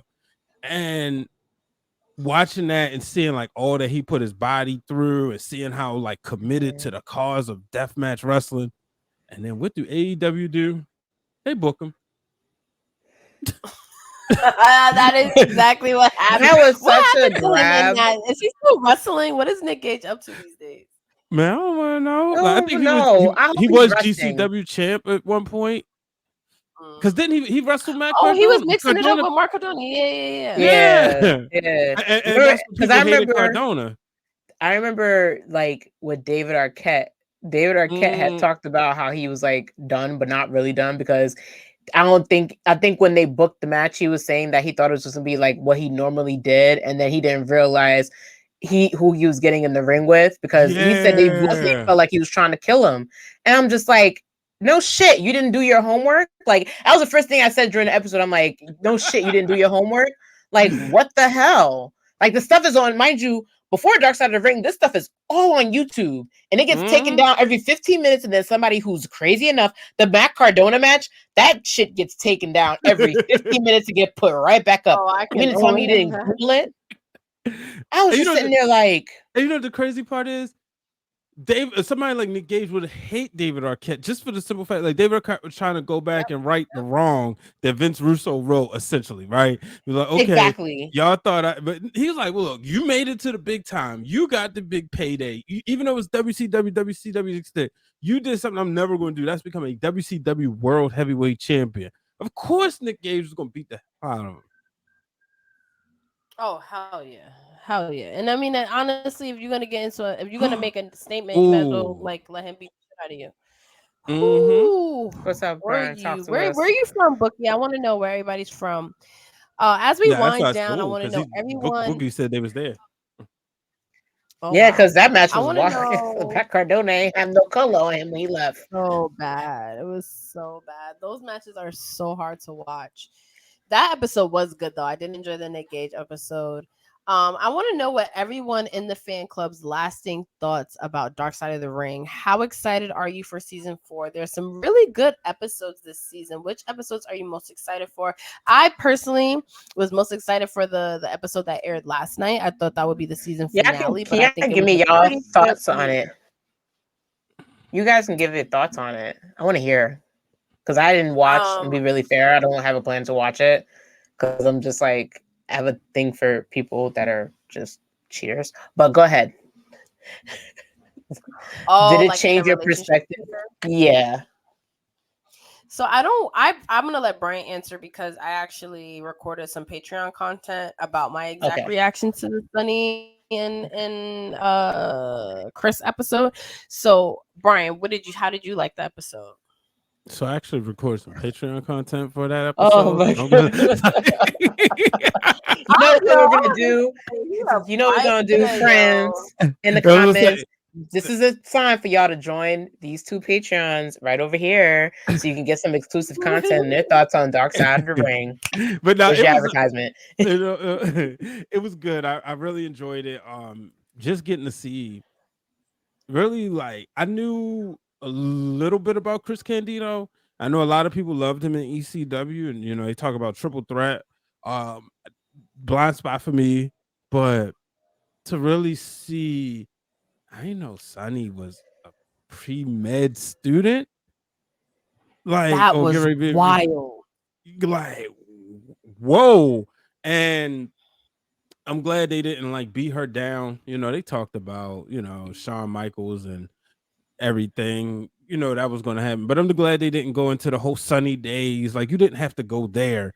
You know what I mean? It sucks because a broken ankle. Like, when you hear about wrestlers' deaths, unfortunately, if they're not your favorite wrestler and you hear them die prematurely, the first thing you think is, oh, it's probably drugs.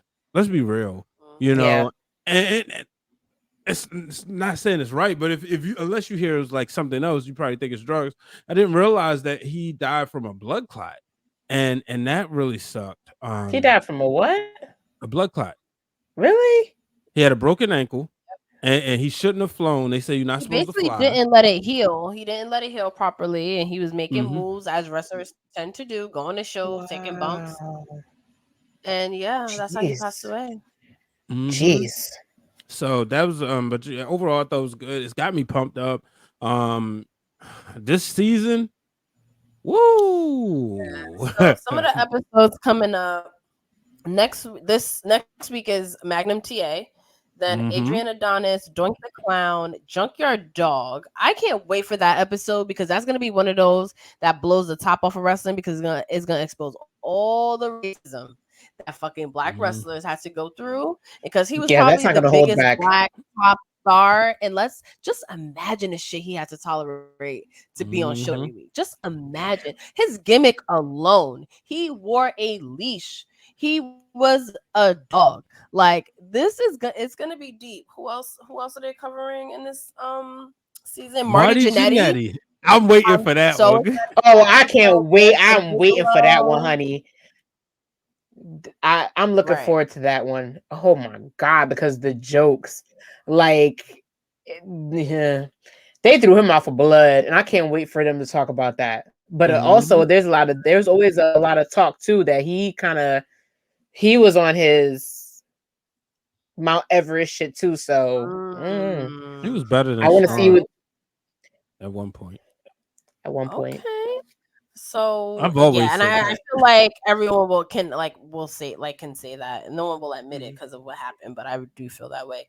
Abdullah the Butcher, who's been in past episodes of just interviews, so there'll be one on him. Bash at the Beach, WCW. Oh, I can't wait for it too. I am so hyped for that. I'm so excited for that. This season is so good. The Graham family. This is going to be a really good season.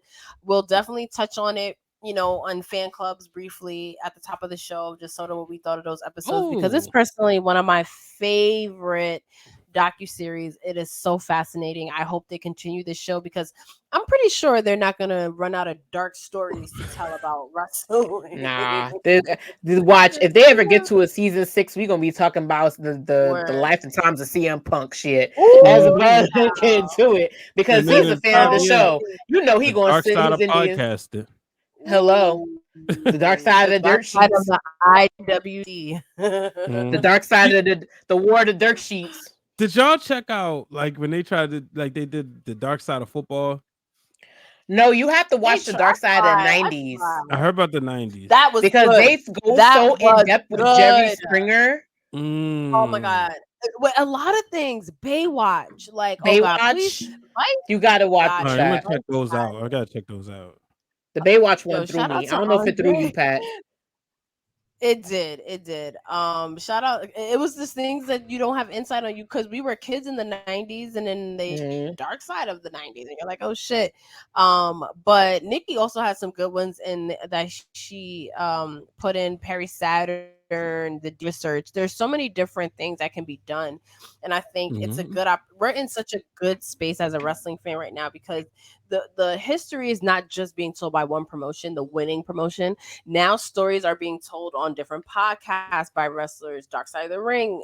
There's so many different outlets now to tell these stories, and wrestling is such a complex and dense business, why we love it. And Dark Side of the Ring shows how complex these stories are. They humanize wrestlers, they humanize the business, they show you the real side, and that's why I love the show. And I am so glad it's back for season 4. I want to shout out the creators, I want to shout out the production, Jim Cornette, everyone that's involved in telling these stories. I want to give a special shout out to the families and close friends of some of the subjects of these episodes, because they're being brought back to really dark times in their lives. They're being asked to talk about the hardest times, thinking of like Chris Candido's mom last night, or like his little brother, and the Owen Hart's widow, and all of that. So I want to shout out those people. I want to shout out the wrestlers who said that it's been cathartic telling these stories from such a real perspective. Like, I feel like Jake the Snake has, like, we've literally watched him like go through like this self-realized journey and almost like therapy. And I feel like him telling that story on Dark Side of the Ring was a part of that journey for him. And then he, not too long, so like, I think it's important. It's an important show. It's a hard show to watch sometimes, but I do love it. And I hope it goes on and on and on and on. And I'm glad that we were able to talk about it with you guys. Do you think this show's been good for wrestling? I think it was needed because it fed both the curious, the know-all, and the know-alls of the business. And if you don't want to watch it, that's fine. But for someone who has, like, I feel like what you said, like, if you're not a fan, there are people that are hardcore fans like me that is just like, we know nothing that anybody does is all peaches and roses, right? It's not going to be all flowers and daisies. You're going to hit a nail when you're walking in the field barefoot every once in a blue moon. And that documentary gives just that. It gives you the ins and the outs and the honesty. Like, fine if you don't want to break kayfabe, but let's be real. It came at a time where breaking kayfabe is normal. Like, if you're going to have a full reality show following women who wrestle, why not just have people talk about the days where, and it also is showing you that the business in a way has evolved. Like you're thinking of like, for example, the whole story, like whole kayfabe being broken. I was like, why don't they just understand that in the age of social media, kayfabe is going to be broken, and why do they care about it so much? And then that episode about the slap heard around the world comes out, and you're like, now we get it. So for me, it's needed. Like, come on, it's the Thanos and the balancing of the knife. Like you have it tilts the rest of the world on its balance for me. Right. And it's not for everyone. You Right. know, like not everyone wants the curtain pulled back. And that's totally understandable. Like I get why some people don't like it. I get why people are like, this is too dark. I get it. These are hard stories. So there's a place, there's a time for it. It's important and it was necessary. And again, if you love it, this season's going to be really, really good. So make sure you live tweet with us. We'll definitely address it every week here in the fan club. And I want to just thank everyone, you know, our faithful fan club members, the Nikkis and the Vaughns and the Andres and the Rakarshas and the Dylans. I want to thank you for joining us. I want to thank all of our newcomers into the fan club. You are always welcome. We are here every Wednesday, 7 p.m. Eastern on Twitch, where we talk about different topics in wrestling. It's our weekly wrestling fan club. We get into some of what's going on currently. We talk about things like Dark Side of the Ring. So I don't know what I want next week to be out. So if you have any ideas, you absolutely let us know. We haven't done wrestling TWG Fan Club. families yet. We haven't talked about wrestling families yet. I love talking about wrestling family dynasties in general. And then like Succession just ended. So talking about dynasties is like kind of trendy. So if you want us to go into some of the most impactful wrestling family dynasties, let us know in the comments, hashtag us TWG Fan Club, and we'll get into it. If there's something else, let us know. I want to again just shout out Justin, who is normally a part of the crew, who couldn't make it tonight. He's going through some things. We're sending him our love. I want to also just shout out my better half, KRISTA B, and we have, like she mentioned before on Twitter, we are just scratching the surface of what we want to do for women's wrestling and the wrestling fan community in general. So I want to shout out to her. Before we close out, I do want to just remind everyone of what's going on in the TWG universe. We just recorded a fantastic spotlight on Woman, and we went into her wrestling career and some of the things that she was a part of outside of how everyone knows her. And it was a really good episode. It's out everywhere, YouTube, podcast platforms. We also have Sound Off Friday with KRISTA B and CRISPA exclusively on Twitch. So go check that out. We are dropping content on Patreon exclusively all the time. Never before seen photos with wrestlers that we literally have never showed before. It's $1 a month. Go check us out. Go support. It is an amazing platform. We love sharing content on there. Our next Thirsty Thursday is June 8th, and it is celebrating. Is that next Thursday? Holy fuck. That is next Thursday. It's next Thursday. Let's sneak up on you. Next Thursday. Very best. Pablo the Don. It really does sneak up on us. And they are a TikTok influencer who comments on pop culture, who is a lifelong wrestling fan, was inspired to become a performer because of wrestling, and just started making wrestling content on TikTok. And they are so good and insightful. So make sure you tune in for that. New merch coming, foryura.com. You know, just follow us. We have a lot of shit going on. And we love you guys, and we love doing this fan club. We love streaming weekly on Twitch. We love being able to deliver content weekly. So we love all of you, and I love my crew. Where can everybody find you guys? Oh, so I guess I go first because Jess isn't here. You can find me. You can find me at Brian H. Waters on all social media platforms, that being TikTok, Twitter, and Instagram, and Facebook at Brian H. Waters. Talk show host, only like the fan page because my friend request is shut down. And also like that's why is your what kind of Hollywood shit is this? My friend request is shut down. What? What happened? What did you do? I'm learning a new thing in this new lease of life called boundaries. Oh, here we go. Talk about it. Talk about it. Oh, shit. Yeah, Dylan I recently reminded us. It might be Yeah. AEW women content time. Yeah. Let us know exactly where you feed to it.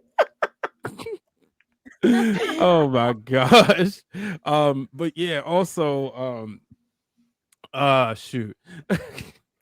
Check me out on Wednesday Worldwide today. So there's an ongoing battle over a take we made because Just Incredible, the unsung member of the clique, for people may not realize, he said that AEW is doing a terrible job with Bryan Danielson. So me, Cal, and Ben reacted to it, and it's a tweet at Ring of Wrestling up there that a lot of people are going in. As a matter of fact, Cal and Jack Farmer, shout out to Jack, are currently having a conversation about that. But check us out. We also, today's Montez Ford's birthday, so happy birthday to him. We raised the Red Solo Cups. Love it. Happy birthday, Tez. So yeah, make sure y'all check that out. And tonight, check out the Wrestling Around Now podcast. I've been told there's going to be a surprise run-in. So that's not advertised, but that was told. And so the fan club knows. So be there 10:30 p.m. Eastern time. We're going to talk about all the craziness that happened in wrestling, especially MJF's presser.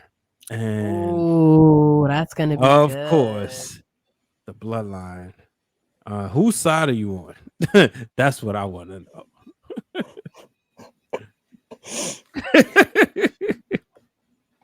Seindole, it's your turn. You turn it to me. I get a little spicy. I'm proud. Anyway, as you guys already know, is your honorary wrestling girl, Seindole B. You can catch me on Twitter, Live via Film, where I, as always, talk my shit and I back it up.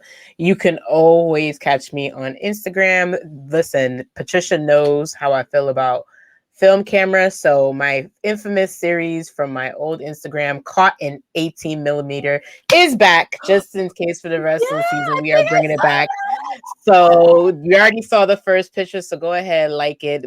I actually took some clips. Shout out to Big Baby Dre. It was his birthday on Sunday. So I caught some footage of his birthday celebration / viewing party at Legends.